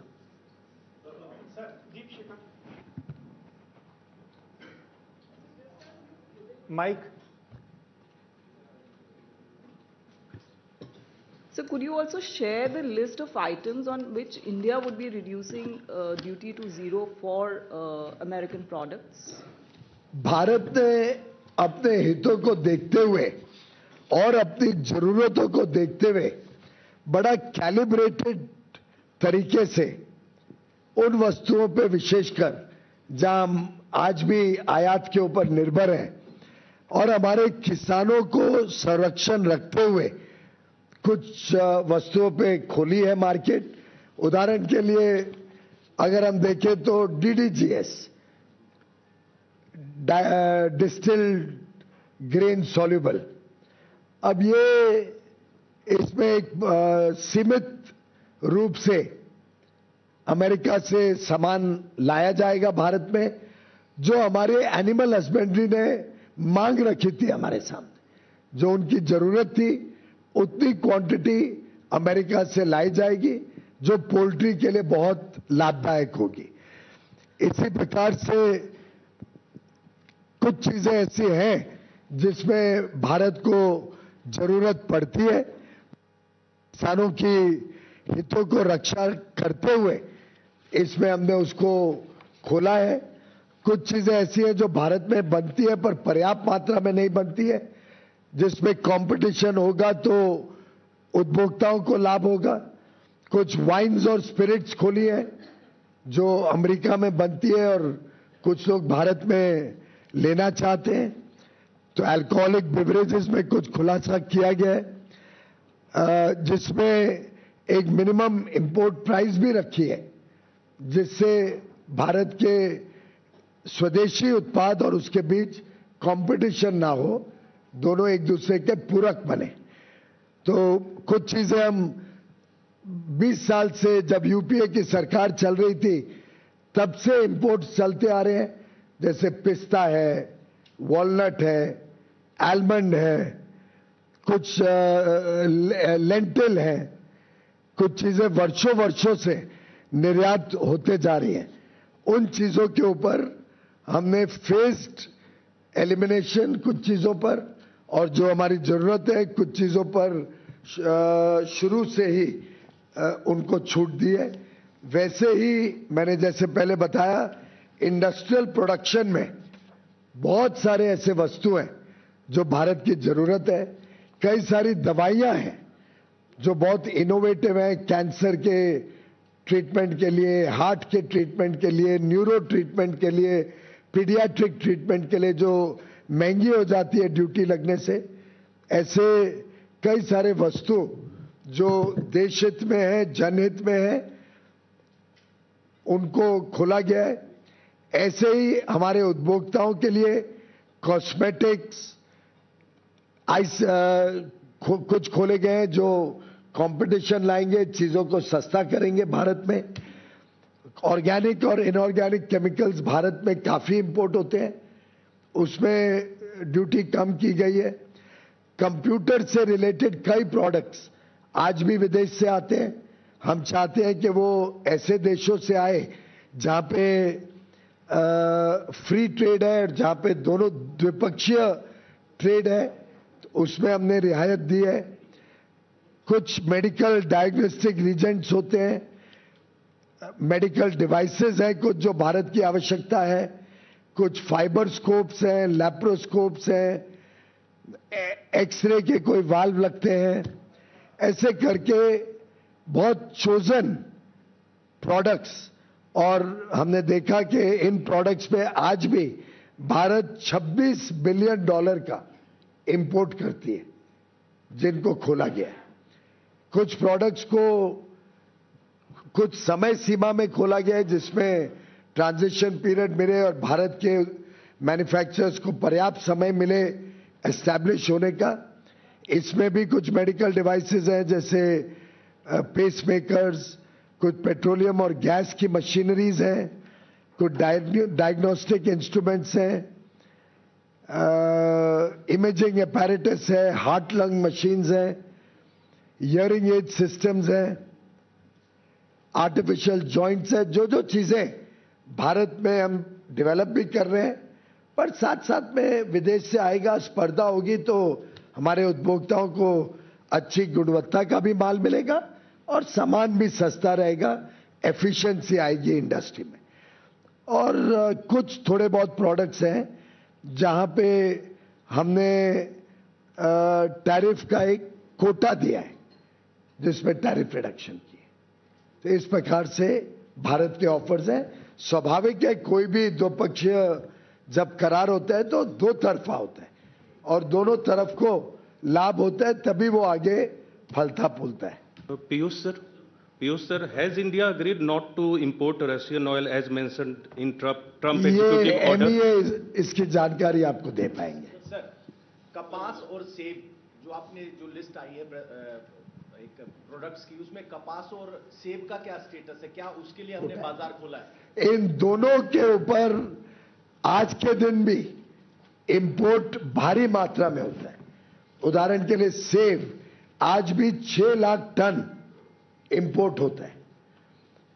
अमेरिका से भी सेब बड़े पैमाने पे इंपोर्ट होता है। आज जो इंपोर्ट हो रहा है वो 50 रुपए मिनिमम इंपोर्ट प्राइस पे इंपोर्ट होता है और उस पे 50% ड्यूटी यानी 25 रुपए। तो एक प्रकार से सेब के किसानों को संरक्षण देने के लिए 50 मिनिमम इंपोर्ट प्राइस, उस पे 25 ड्यूटी, 75 रुपए आज एक फ्लोर है जिससे नीचे इंपोर्टेड माल नहीं आ सकता है। और 6 लाख टन आज भी आ रहा है क्योंकि हमारी खपत ज्यादा है और हमारी प्रोडक्शन उस पैमाने पे कम है और खपत बढ़ते जा रही है जैसे जैसे लोगों की और ज्यादा जरूरतें या डिमांड बढ़ते जा रही है, खपत भी बढ़ रही है। उसके बावजूद जितना आज अमेरिका से इंपोर्ट होता है उससे कम कोटा आज अमेरिका को कंसेशनल ड्यूटी पे दिया गया है। उस पे भी मिनिमम इंपोर्ट प्राइस 80 रुपए रखी गई है और 25% ड्यूटी, यानी 80 रुपए का मिनिमम इंपोर्ट प्राइस, 25% ड्यूटी यानी 20 रुपए। तो भी आज के 75 रुपए के फ्लोर प्राइस से वो 100 रुपए है जिस पे कोटा दिया गया। तो हमारे सेब के किसान पूर्णतः संतुष्ट है और वो जरा भी चिंता ना करें, उनका सामान, उनका बनाया हुआ उत्पाद और उसकी कीमत उनको सही दाम उनको सुनिश्चित किया गया है। कापूस में भी आज बड़े पैमाने पे कापूस इंपोर्ट होता है क्योंकि हमारे पास एक्स्ट्रा लॉन्ग स्टेपल कॉटन जो अमेरिका में उगता है भारत में पर्याप्त मात्रा में उगता नहीं है, वैसे तो बहुत ही कम उगता है। मैंने वस्त्र मंत्रालय संभाला है, मैं जानता हूं कि हमें निर्यात के लिए बड़े पैमाने पे कापूस की जरूरत पड़ती है भारत में। एक्स्ट्रा लॉन्ग स्टेपल कॉटन बड़े पैमाने पे आता है और आज से नहीं, कांग्रेस के जमाने से आता है।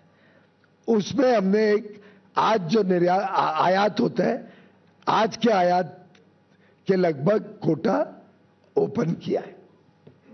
Financial Times will come to everyone. Come. Yeah, thank you, John Reed from the FT. Does the Honourable Minister have any comment on the White House's statement that it's going to be monitoring India's purchases of Russian oil and it could reimpose the 25%? I'm sorry if I missed something. I just mentioned that will be responded by the Foreign Ministry. Mike है ना आपके पास? Sir, Aamir news nation से। पहला तो ये कि export import में डिफरेंसेस क्या है, कितना हम एक्सपोर्ट कर पा रहे हैं और कितना हम इंपोर्ट करेंगे, इसका कोई फिगर आउट अगर आप दे सके। दूसरा, ये प्रोडक्ट को की क्वालिटी को लेकर के सवाल खड़े होते हैं। कई बार आपने देखा विदेश में जो कुछ प्रोडक्ट भारत से गए उनकी क्वालिटी को लेकर से सवाल खड़े हुए। मसालों की खास बात मैं बात कर रहा हूँ, तो उसको लेकर के क्या कंसर्न रहेगा भारत की तरफ से कि एक्सपोर्ट हो? सबसे पहले तो हमारा लक्ष्य है कि द्विपक्षीय व्यापार अमेरिका और भारत के बीच $500 बिलियन यानी 45 लाख करोड़ रुपए का द्विपक्षीय व्यापार हम अमेरिका के साथ आगे चल के देखते हैं। इसमें सर्विसेज भी हैं, गुड्स भी है और मैं समझता हूं बड़े पैमाने पे अब हमारे निर्यातकों के लिए अवसर खुले हैं। अब हमारे निर्यातक इसका बड़े से बड़े तौर पे लाभ लें, ऐसा मैं उन सबको अपील करता हूं। रही बात क्वालिटी की, मेरा मानना है आज भारत की क्वालिटी दुनिया में उत्तम क्वालिटी का माल होता है। आपने देखा है माननीय प्रधानमंत्री ने क्वालिटी पे कितना जोर दिया है। 2014 से ही जब उन्होंने प्रधानमंत्री का देश को सेवा करने का पद संभाला, पहले से ही उन्होंने क्वालिटी के ऊपर जोर दिया। उन्होंने कहा था भारत 0 डिफेक्ट 0 इफेक्ट Z के मूल्य पे चलेगा। हाल में ही उनके मन की बात जो 2 हफ्ते पहले हुई थी रविवार को, उसमें भी माननीय प्रधानमंत्री जी ने क्वालिटी पर बल दिया। पार्लियामेंट का सेशन शुरू हुआ, उनके पहले दिन के उद्बोधन में भी उन्होंने क्वालिटी का जिक्र किया और परसों ही राज्यसभा में माननीय महामहिम राष्ट्रपति जी के उद्बोधन पर जो धन्यवाद का प्रस्ताव था, उस पर भी जवाब देते हुए माननीय प्रधानमंत्री जी ने बल दिया कि भारत की क्वालिटी और भारत का ब्रांड सर्वोच्चम होना चाहिए, बेस्ट होना चाहिए, दुनिया का फेवरेट होना चाहिए। और मैं मानता हूं हमारे निर्यातक बहुत बेहतरीन काम कर रहे हैं इसमें। सर कृषि और डेयरी क्षेत्र में क्या 100% प्रोटेक्शन है? क्योंकि कंफ्यूजन ये है कि क्या कुछ शर्तों के साथ उनको एंट्री दी गई है और लगातार विपक्ष जो ये कह रहा है कि पूरी बात बता नहीं रही है सरकार। अब विपक्ष के लाचारी का, झूठ और भ्रम का तो हमने अब इतना अनुभव हो गया है कि भारत की जनता भी उनसे अब भ्रमित नहीं होती है। झूठ और फरेब के अलावा उनके पास, जनता के पास लेके जाने के लिए कुछ नहीं है। मैं पुनः एक बार दोहराता हूं कि भारत की डेयरी में कोई शर्त के साथ भी कुछ खोला नहीं गया है, किसी प्रकार का कोई कॉम्प्रोमाइज नहीं है और पूरी तरीके से भारत की डेयरी में कोई ओपन कुछ नहीं किया गया, कोई कंसेशन नहीं दिया गया। इसी के साथ साथ जो भारत के प्रमुख कृषि क्षेत्र के उत्पाद हैं, और मैंने बड़े विस्तार से कहा, मैं चाहूंगा कि उसका इन्फोग्राफिक्स भी हम लगा दें, तो दोनों चारों टीवी पे आप वो एक इन्फोग्राफिक भी एक बार देख लीजिए। हमने जो मेन इंडिया के प्रोडक्शन है, जिसमें मीट है, पोल्ट्री है, डेयरी है, जीएम फूड प्रोडक्ट्स हैं, सोया मील है, मेज है, सीरियल्स है, मिलेट्स है, जवार, बाजरा, रागी, कोडो, अमरांत, फल है, केला, स्ट्रॉबेरी, चेरी, सिट्रस फ्रूट यानी मेरे ख्याल से संतरा वगैरह, ग्रीन पीस, काबुली चना, मूंग, ऑयल सीड्स, कुछ एनिमल फीड के प्रोडक्ट्स, ग्राउंडनट, हनी, मॉल्ट और उसके extract, non alcoholic beverages, flower और मील्स, स्टार्च, कुछ एसेंशियल ऑयल्स, इथेनॉल और टबैको। अब इतने ये वस्तु एक बार मोटे और भी है, जिसके इन्फोग्राफिक्स आप सबको शेयर भी हो जाएंगे, स्क्रीन पे भी लगातार दिखाए जाएंगे। इन सबको जब हमने कोई छूट, कोई रियायत, कोई शर्त या बिना शर्त किसी प्रकार से भी कोई कॉम्प्रोमाइज नहीं किया, तो मैं समझता हूं भारत के किसान आज खुशहाली मनाएंगे और पूरी तरीके से संतुष्ट हैं। Sir, Karishma from Business Today. Congratulations to you. So you spoke of some limitations on imports, like you mentioned about apples and also particular quantity for DDGS. So is this going to be more quota based, and if yes, it'll for be quota all the based. imports? Not necessarily. It depends. There are some items we don't make in India, so we have done a very calibrated opening, depending on India's needs and India's current situation. Sir this is Archi's from business standard. Sir दो छोटे सवाल हैं। एक तो जो $500 billion का trade होगा, उसमें एनर्जी इंपोर्ट का कंपोनेंट क्या होगा, और सरकार का क्या अनुमान है कि रूस से हटकर अगर हम अमेरिका से ऑयल इंपोर्ट करेंगे तो खर्चा कितना होगा। और दूसरी बात, सोयाबीन ऑयल की जहाँ तक बात है, हमने पिछले साल एडिबल ऑयल ईयर में 3.7% of our total crude soybean oil needs we had imported from US. Do you see this going up, and by how much when import duties are reduced to zero? Now they're 27.5%. As regards the composition of the imports, it is up to the importers and up to the suppliers of the United States to give them an offer that they cannot refuse, and material comes into India.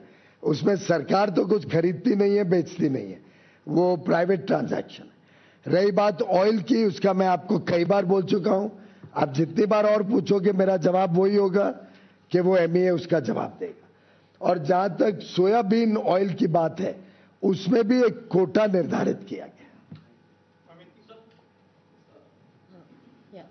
Sir, Amity here from Business Line. Sir, on ICT imports, on laptops and tablets and all, so are we moving back to a free import regime from the license or the authorization regime? There is no license regime on this point. Authorization requirement. Well, that is more directed towards safeguarding our interests from countries which are known to do predatory pricing or supply goods at irrational prices, which are even sometimes lower than the cost of manufacture in India.